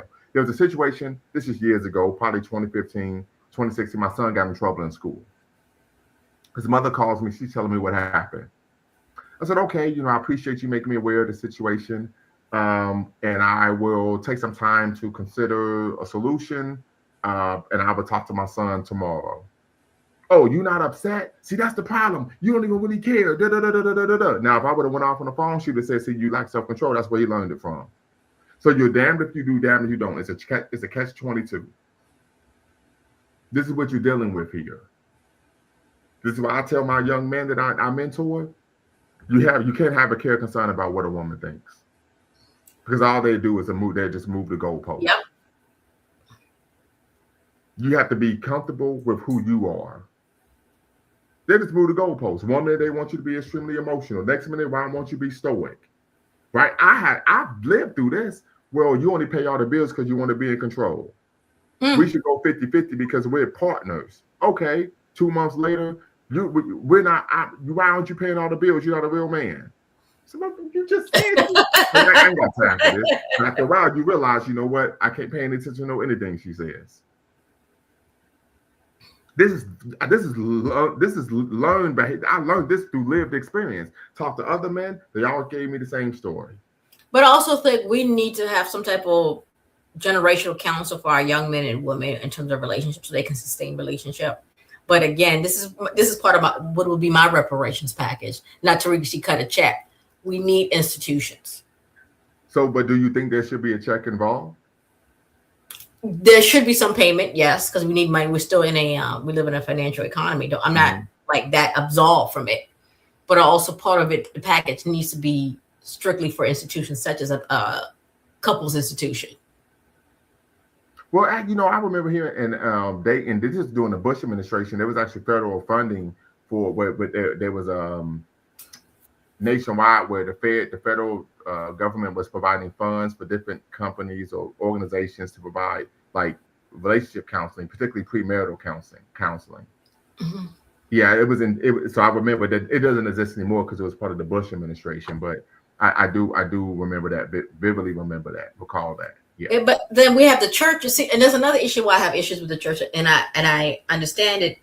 They saw our communities falling, and I'm not saying they didn't intervene per se. Yes, they had the food program, maybe the jobs program, but there was another level of intervention that they needed to intervene in, especially with couples and relationships. Yes, they do the couples meeting, but I think they could have done a little bit more intentional outreach in certain things in terms of parenting. Well, but the thing for me, the churches are part of the problem because one is not African-centered. It promotes miseducation, right?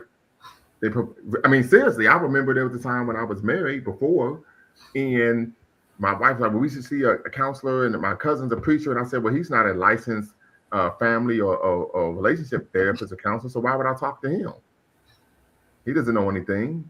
He started quoting Bible verses. I said, I'm not into that, so that's immaterial here. Well, that's the part. I said, no. He said, that's the problem. I said, no. He said, well, no relationship or marriage can work unless God's the head. I said, I disagree with you, and I'm going to tell you why. The data shows that's not true. I said, let's go over the data. This is still true to this day. Mm-hmm. What religious group, sister, has the highest divorce rate in this country? Christians. Exactly. What religious group has the lowest divorce rate? I think maybe Islamics. Atheists. Wow. So I said, your claim is adverse to facts. Get the hell out of my house. I said, because now you're insulting my what? Intelligence. Yeah. Because this isn't an African-centered frame of reference. You're teaching me that I'm supposed to have a relationship or marriage based on another group of people's culture. So now we're engaging in racial deference. In miseducation. Because now Jewish people are the archetype. Their culture is the archetype. Doesn't work for me, guy. I'm pretty smart here. Yeah. When I was on the continent, got married, my wife was like, man, my uncle's a preacher. He's going to get up in the middle of the ceremony, start preaching and everything. And so she, like, when it actually happened, so she looking at me, smiling, squeezing my hand, like, don't spaz out. You know what I'm saying? And so he's like, listen, Lumumba, Dr. Lumumba, I want you to come down here, get on your knees, put your hands up and repeat after me. I said, I'm not doing that. I'm not doing that at all. Listen, respectfully, say what you want to say, and then we're going to finish the ceremony. Mm-hmm. But I ain't repeating, I don't know you, and I'm not a child. Mm-hmm. But if you have any problems, you have to start with the Bible. I said, I'm throwing it in the trash. If you give it to me, I'm throwing it in the trash. I hope you didn't sit there during the ceremony at least. I told him offline. I said, I'm just letting you know what it is. Because listen, no, here's the reality of the situation. This isn't BS. Because and I push back, one, because I've done shows on the anti-Black nature of Abrahamic religions. Mm-hmm. The second issue is their value, Abrahamic religions don't supersede my values. And the fact that they're acting like it does is a level of what? Theological chauvinism, mm-hmm. which is disrespectful. You see what I'm saying here? It ain't going to happen. at all. You know what I mean? So my integrity is I'm going to be who I say I am. What? All of the time. Right? I'm African-centered all of the time. I'm not going to acquiesce and not be this when I get around someone who's wearing a collar, a clergy collar. Don't do that. Because that's not what I'm about. I didn't do a show on it, but I guess I will. Appreciate you, Sister Shy. Right? Yeah. Oh, hi, Shy. Sister Shy. I haven't seen you in a while. Yes. So I have to be consistent across the board. When I went to Orlando to meet one of the brother Dwayne, and he told people like, "Yup, he's like this all the time on the phone, and he's like this in person. This is really who I am. This is not an act. This is not a show." Oh, you connected with him? That's nice. That's nice. In person. I put a picture up on when you go to the community thread, you can see the picture of us. Thank you. His mother That was good. Yeah. So I'm consistent across the board. Hey, I'm not into that. Right? Into this concept of theological chauvinism, we learned it from the colonizers and the enslavers. Because we know that African religions aren't imperialistic. African religions have no concept of proselytizing. That's true. Right? Yeah. African religions, there was always a male and female preeminent deity. In African religions, male and female leadership. In Abrahamic religions, there's a practice of female and an expectation of female subordination. So don't come at me with this crap and talking about these are African religions, because they're not. I know better. I got a PhD for a reason. Doctor. You see what it says? But guess what my license plate says, sister? Dr. L. Dr. L. No cap, no lie. You see what I'm saying here? Yeah. So when I was over there, I said, nah, I'm glad you know now. Don't bring that crap around me. We want you to get on your knees and pray. Nope, that's not going to happen. I'm standing right here, say what you want to say, and then we're going to move on. My wife was like, man, they feel like that was disrespectful. I said, no, they disrespected me. Oh, that's right. They disrespected me. I'm him, not them. I know better. Yeah. Yeah. So these are some issues, but I always tell people, if you want, actually go to a licensed counselor, someone who went to school for that. Right? That is always my position. Definitely. Yeah, because their belief is simply because I say I'm believing God, I'm a man of God. You're supposed to listen to me, and I have insight to things I know nothing about. For example, then we're going to cut it short. There's a sister I'm cool with. She's a Black Culture Center professor. Director at a Big Ten school. We had a conversation. She told me she was looking for a new church home because she took a job in a particular region. And the pastor, former basketball player, didn't make it in the league or make it to the league. So he says, God led me to what? Be a minister. Whatever. That's my position. Right? If a voice is telling you something, you need to see a psychiatrist and get one of those that make you hurt yourself. You know what I mean? This is my position. Seriously, when people talk about whenever somebody deletes someone, they always say they heard some voices. There were some voices in their head. You mean she need to see a psychiatrist? Anyway, she tells me she's at Bible study. This Jack-led preacher said that if a person is a victim of sexual abuse, sexual assault, SA, it's because they sinned at some point earlier in their life. Whoa! She told me this. So I said, did you leave that church? She said, yes, I did. I said, good. I said, the only person who would say something like that is someone who's a sexual abuser themselves. And when she took umbrage with what the pastor said, yes, Sister Shy, yes. When she took umbrage with what the pastor said, one of the doting female parishioners said, you can't question him. He's a man of God. I said, see what I'm talking about here? These fools are going to show up and get their money no matter what he says. This is why he's out here essaying people.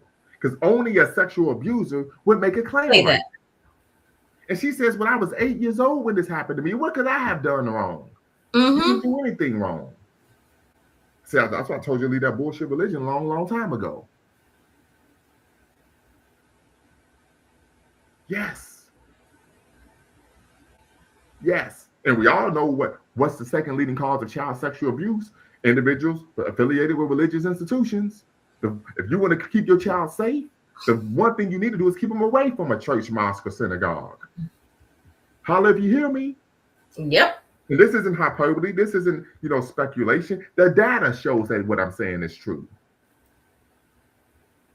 So my concern is with the holistic development of our community. Holistic. You're selling hope, but then you're raping little kids.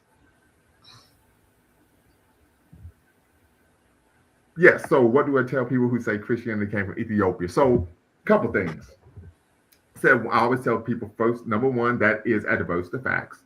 If anyone is familiar with the history of Christianity in Ethiopia, we know that what Ethiopians claim, that what Christianity came via, well, we know this from the historical record, that it came via a Greek-speaking Syrian missionary. That is a reality. Ethiopia became a Christian nation in the 4th century, I believe, 4th century, where the king converted and then Ethiopia became a Christian nation. Christianity began in what? The 1st century.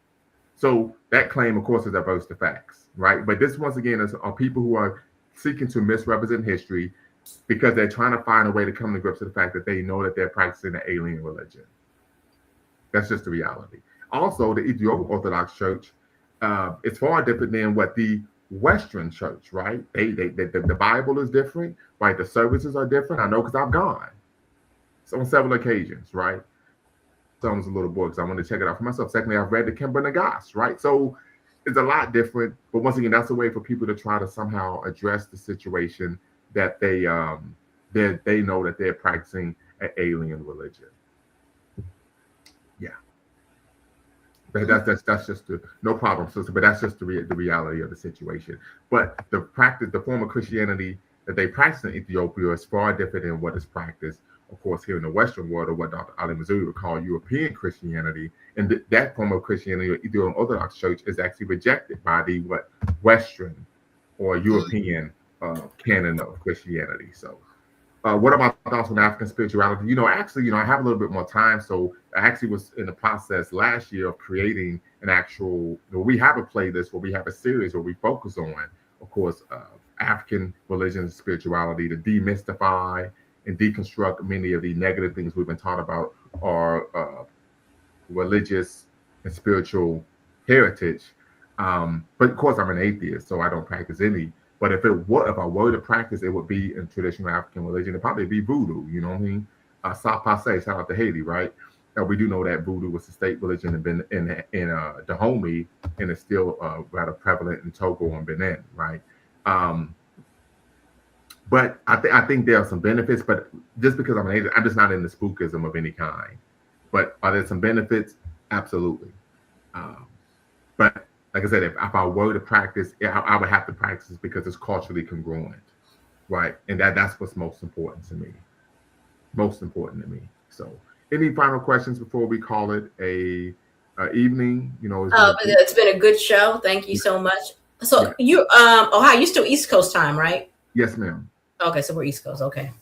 Yes, and listen, we need more sisters involved. I'll send you an email. I didn't want to say too much on the live, so okay. I'll send you an email. I mean, we need that because it becomes male dominated. Then the presumption is that they don't want sisters there. Like that ain't the case at all. We need. I mean, and I'm actually writing a book.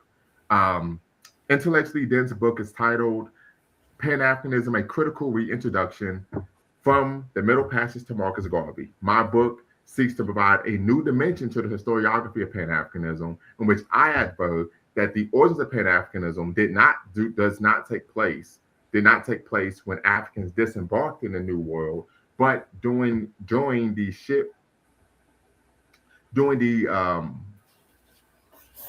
crucible of the Middle Passage, where we saw the creation of an a Black diaspora identity, and where African people, men and women, worked together, overcame barriers to what foment shipboard insurrections.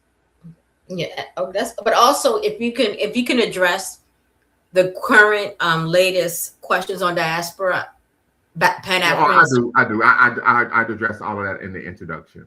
Oh, okay, yeah, because it's coming under fire, big time.